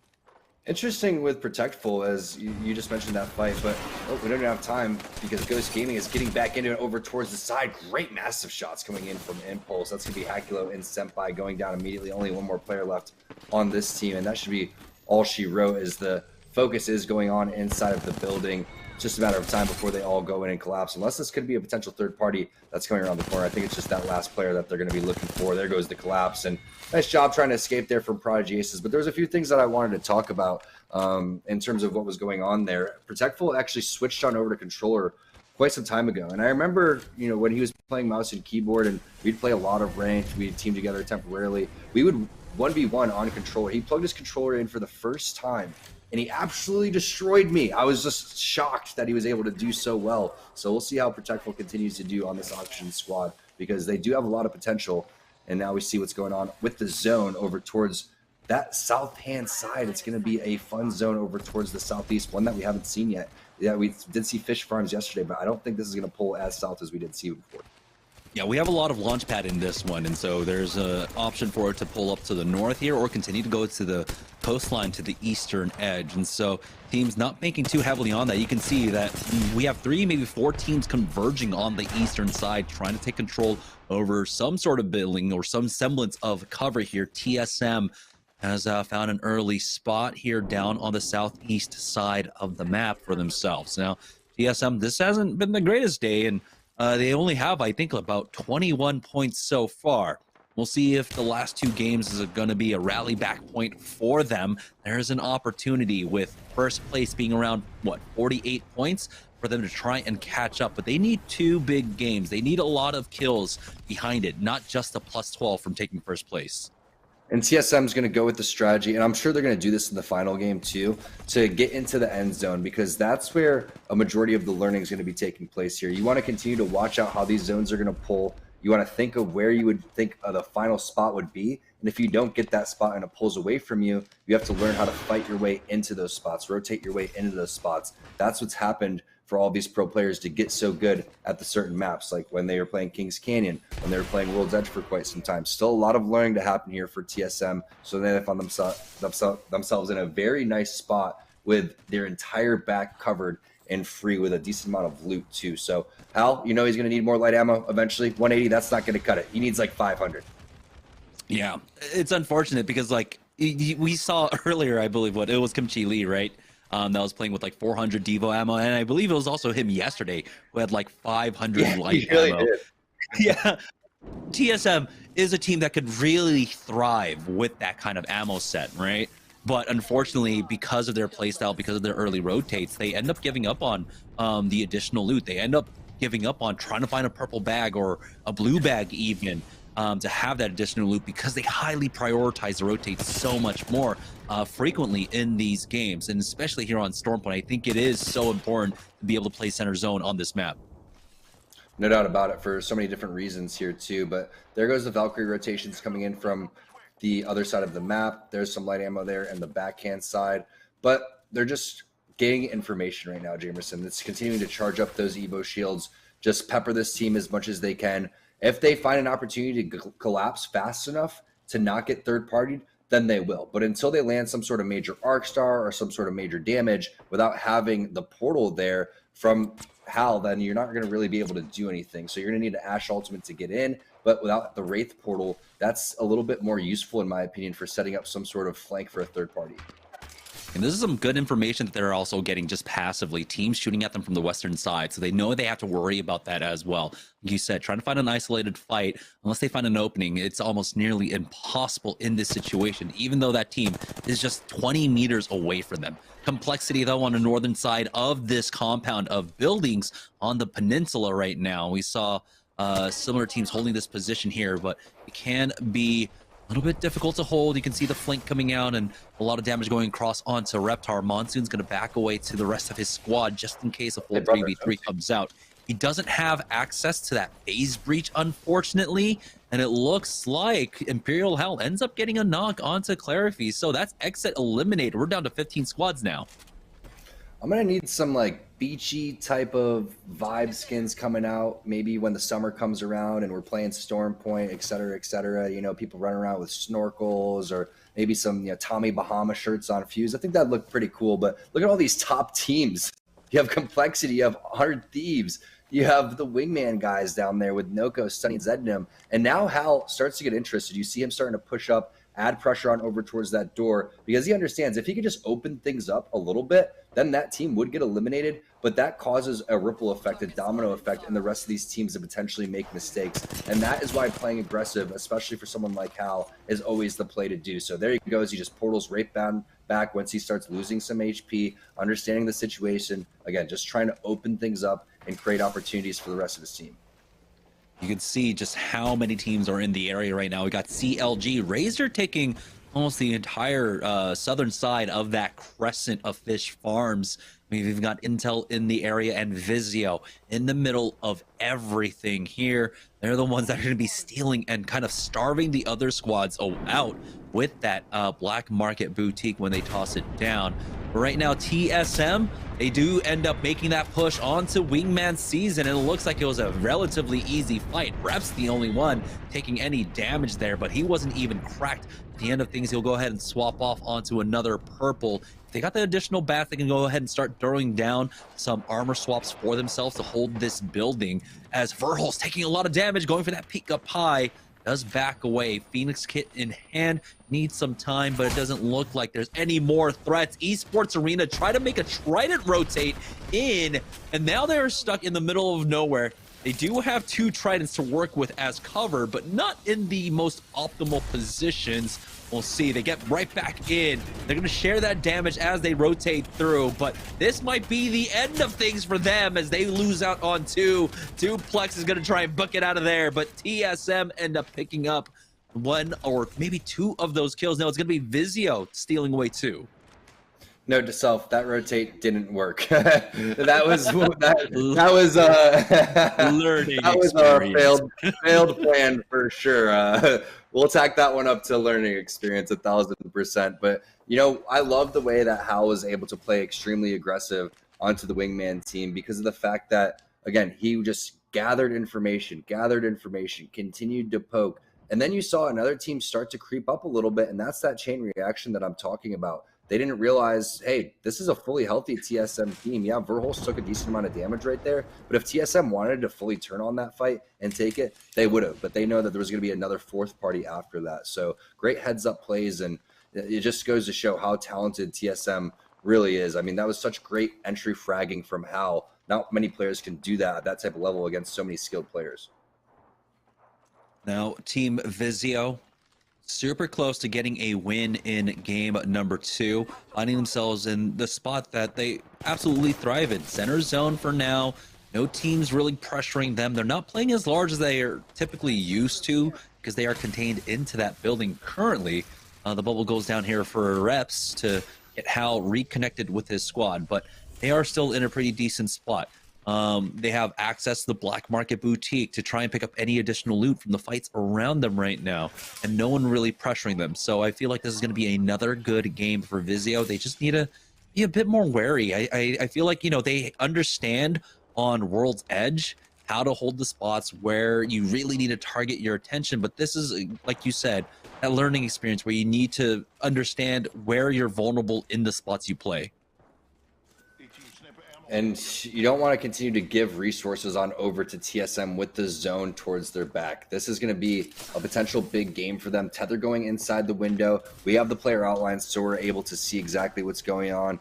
But I'm liking the compositions that we're seeing. Anytime we see less Caustics, anytime we see less Bloodhounds, and we start to see more Bangalores, more Ashes, Horizons, that's really what I'm looking for. I feel like nothing's worse than getting scanned and just seeing scans all over the place over and over again. It's just one button press and boom, all that information just, it's never really sat right with me as someone that's loved just playing sneaky. So I love the meta that we're currently in right now, and I'm excited to see which legends really start to rise to the top in terms of who's picking what on this map specifically. But it seems like Ash is definitely being a big play. We're starting to see Gibraltar come through a lot. I'm also going to keep tabs on VIZIO to see if Phony's going to continue to stick on Pathfinder. I feel like they'll eventually go back and get Gibraltar back into the composition. But for now, it's probably about having fun, feeling like maybe you could take some off angles with the grapple, et cetera, et cetera. You also saw when the bubbles do go down, how valuable it is to all be on the same page of taking over the enemy bubble. If you can always carry that philosophy into all the fights that you take,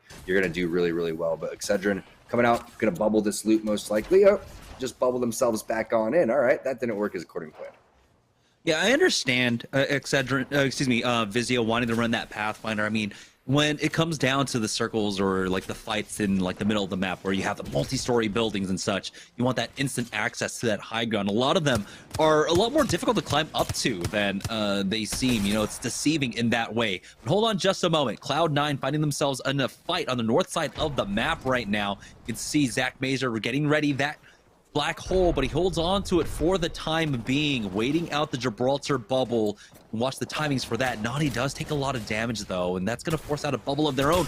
They end up getting pushed here. Big shots for the Mastiff. 77 and 11 somehow. Gilderson survives. He backs away. Team Liquid, they have a man advantage, but they still need to buy time for someone to heal up. Nocturnal going down. Cloud9 end up cleaning up Team Liquid, but now here is, looks like the defensive bombardment dissipating here. Another team trying to show up. Albralele getting cracked. He's just trying to buy time. It looks like it might be Team Intel coming in. We got the creeping barrage showing up, the rolling thunder. I don't know what to call it. It's actually Ghost coming in. 6 is picking up the Bangalore. Yeah, 6 came through with that Bangalore in the previous game too. So we have 2 Bangalores inside of the map right now.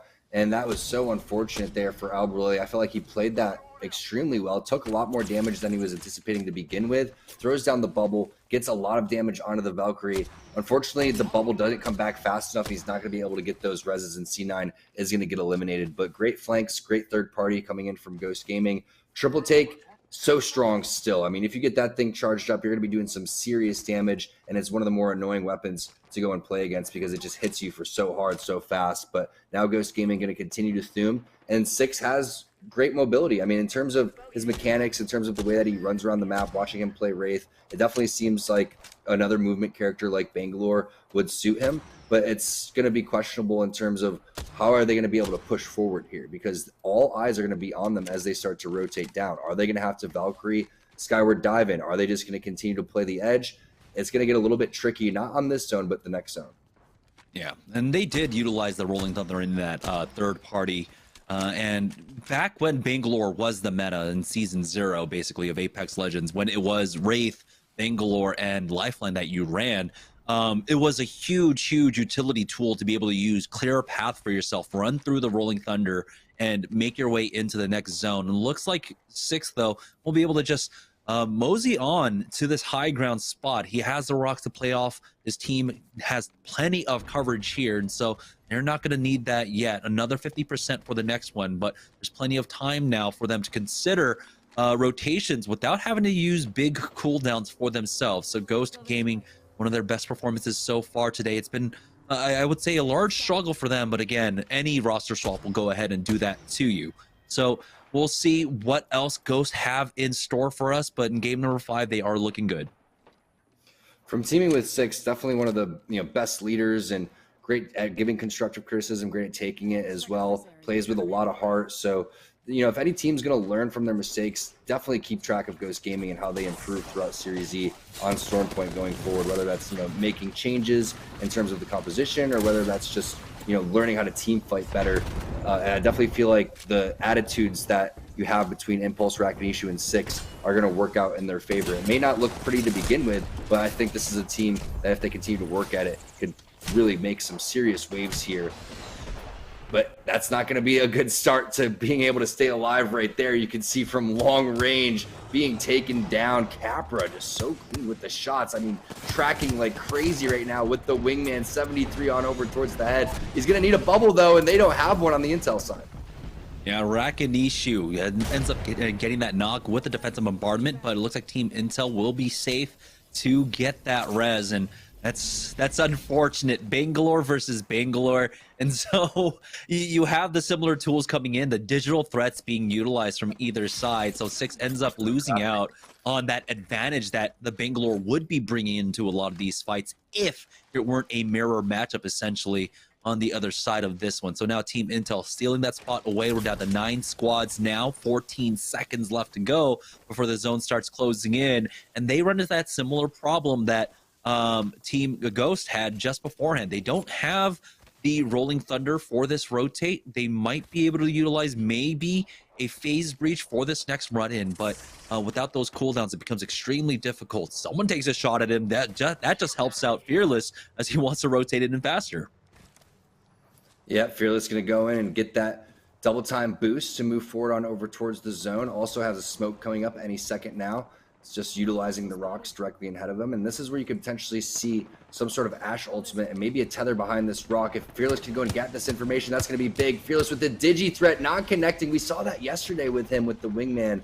When he put the Digi threat on, he wasn't hitting nearly as hard as he was before without any type of sight or with the red dot. Now the smokes will have to come out, but he doesn't have time to even throw those out because the rest of the team's starting to push around the corner, and that's going to be complexity. And that's what happens when you even just miss 1 or 2 shots against such a strong team. Trying to go and get that thirst for the armor swap and that extra point, but it doesn't look like it's going to happen as the rest of the teams are going to start to collapse on them. And speaking of unorthodox compositions, what's up with this 100 Thieves?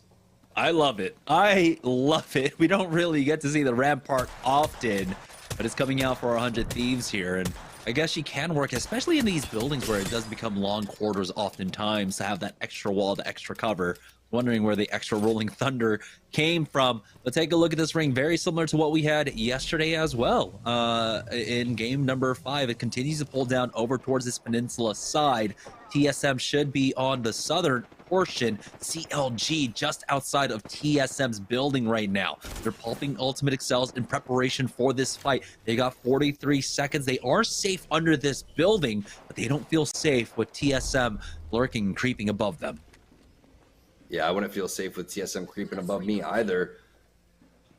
Back then, back in Season 1, there'd be Watson fences all over this place. Maybe that would buy you a little bit more safe haven. But here, anything really goes. The only thing that you're looking for is to keep these teams on the outskirts from shooting you. Because as soon as you start to get weak, as soon as they see a bubble goes down, TSM is going to immediately push in, try to get the kills, and then go right back up to where they have a lot of different armor swaps and utilities. So it's all about, again, keeping a presence here without taking too much damage. You got to peek shoot. You got to continue to just head glitch as much as possible and then not take any massive damage from behind. If so, you are going to get pushed. So you may have an opportunity for a blue armor swap right there, but 6 teams all up in this spot. You can see Team VIZIO is getting a fight with Razor actually too. So if we can hop on board with that, we'll find out what rotation that was coming from, probably from that very northwest side and underneath the base as well. So when we're talking about not getting shot at, well, it looks like they're doing a good job of not getting shot at, and Razor did the opposite. Yeah, Razor ended up getting taken down. We're down to 5 squads remaining. We've got CLG, we got TSM, 100 Thieves, Furia, and VIZIO still alive for this final circle. This is going to be absolute madness. 5 teams alive for zone number 6. Fody setting up a zip line, and we might have some old school, Pathfinder shenanigans where you just zip line hopping around in the final circle here, but it doesn't work out quite as well as it used to back when the ring closed so much faster in zone number 6. But right now for Team VIZIO, it's about trying to survive. Hal taking a little bit of damage from that ring to try and apply some pressure onto CLG. They got a crack, onto Vatro here with the bubble down from CLG. They can try to force the issue with Reps' bubble right afterwards. The Tether getting a connect onto one more. TSM know that there's a 2-man group above to their north, so this is relatively an isolated fight. Nano tried to take the fight to them, but he gets punished for that. Rooftop control coming out from CLG, I believe, but TSM are happy just to punish CLG. They're now making this fight so much easier. Verholst and Reps healing up for this final fight up against CLG. Vatro hasn't even healed up yet. Scissors steals that one away. On move finishes the job, and now it's only up to 1 remaining member. Never mind. Scurry will finish off Mumble. We're down to 4 squads now. We got TSM, 100 Thieves, Furia, and VIZIO here as the final ring starts closing up. VIZIO try to push up, and they're getting punished now as 100 Thieves just backs away from that rooftop. They've got extra coverage here with the rampart walls.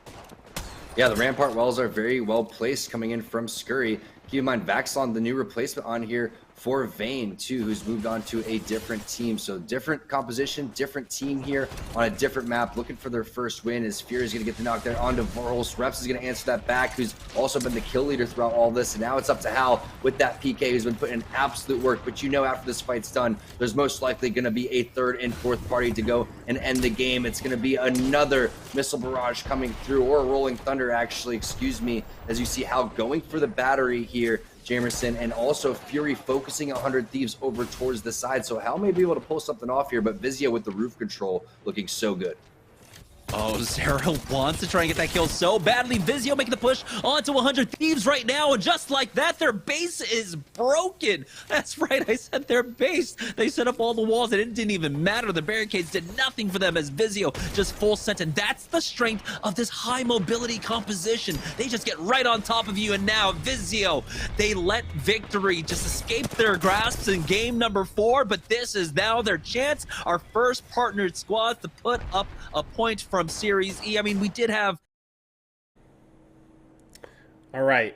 I see your Loba, and I raise you a Pathfinder there for VIZIO. The last game we take a look at here for the day, they get a big win there on Pro Night, taking out the last remnants there of Furia and TSM in that late circle, and a very fascinating composition for them on Storm Point. To be fair, there was a really wise man casting that game that said they doesn't think that he's going to keep that composition going forward, and they ended up switching that up. So it was great to see a Pathfinder W, though, and I remember that game extremely well. That was very well fought all the way to the end. One of our early Storm Point games that we had once we switched on over from World's Edge to Storm Point, which was really exciting. But you see how powerful that old Team VIZIO is, and the new Team VIZIO has big shoes to fill, right? And I think that should be some motivation for them to continue on their path of representing Team VIZIO very well. Yeah, they've certainly had a strong start to the season. They're in the top 3. They've got a couple of open night victories under their belt already. So they've certainly taken some very good early steps. There's still things to be done, because when you look at the legacy of the old VIZIO roster, and Fury and Phony now have 2 Series E championships under their belt. They've played in the ALGS championships a year ago when it was just North America. They've been in Pro League, so there's a wealth of experience and talent on that roster that the new iteration still has work to be done there, but I would say the early returns are very good, and it's not an easy team to live up to for sure, but I think they can certainly stand up to the test, I would say. Definitely, and I'm excited to see what they do. And, you know, again, there's going to be so many different things that we see going forward in Series E now that we've seen the ALGS championships and every team's compositions, and we have new updates that are coming forward, right? How much more Newcastle are we going to see? What's the meta going to be like in terms of, is Valkyrie, Caustic, and Gibby going to see less than that 50% pick rate? Or are we going to see other teams kind of adjust and make their moves based on what their playstyle is? But you hit a point very early on in our episode today that, you know, we're at a point now where you can play what you feel comfortable with and what your strong suits are. And Apex, you know, didn't used to be like that. When you had Watson, Pathfinder, and Wraith, you were kind of stuck into those three legends. Now we're in season 13 in Apex Legends, and it's an opportunity for teams to go and test things out, and we're in season 5 now of Series E too. So everything kind of evolving together, and it's been fun to watch. It certainly has. That is going to do it for us here today. Tom, I think you certainly earned some R&R. You've had a busy last week, so I hope you enjoy that. It's always good to come and, you know, talk shop with you, my friend. I appreciate you coming to hang out today. Yeah, it's been a blast, and, you know, hopefully next time we'll get a chance to cast the games a lot more than we did today. It was our first time casting together, but either way, shout out to everybody at the production crew over at ESA for all of your guys' hard work. I know it's not ideal when the servers you know, don't work, but everyone has a really positive outlook over at ESA, so I'm looking forward to getting involved in some Halo this week, and we'll see everybody next week for Apex Legends. Yes, we will be back very soon. If you missed the announcement, we do have a very special $1,000 DNF Duel Invitational tomorrow night. And then, of course, we close out the week with some Halo action. So make sure to clear your afternoons here through the next couple of days. We'll be back with plenty more then. But for myself, T-Squared, the entire live broadcast crew, and everybody here at Esports Arena, thank you so much for joining us tonight, everybody. We'll see you again next time.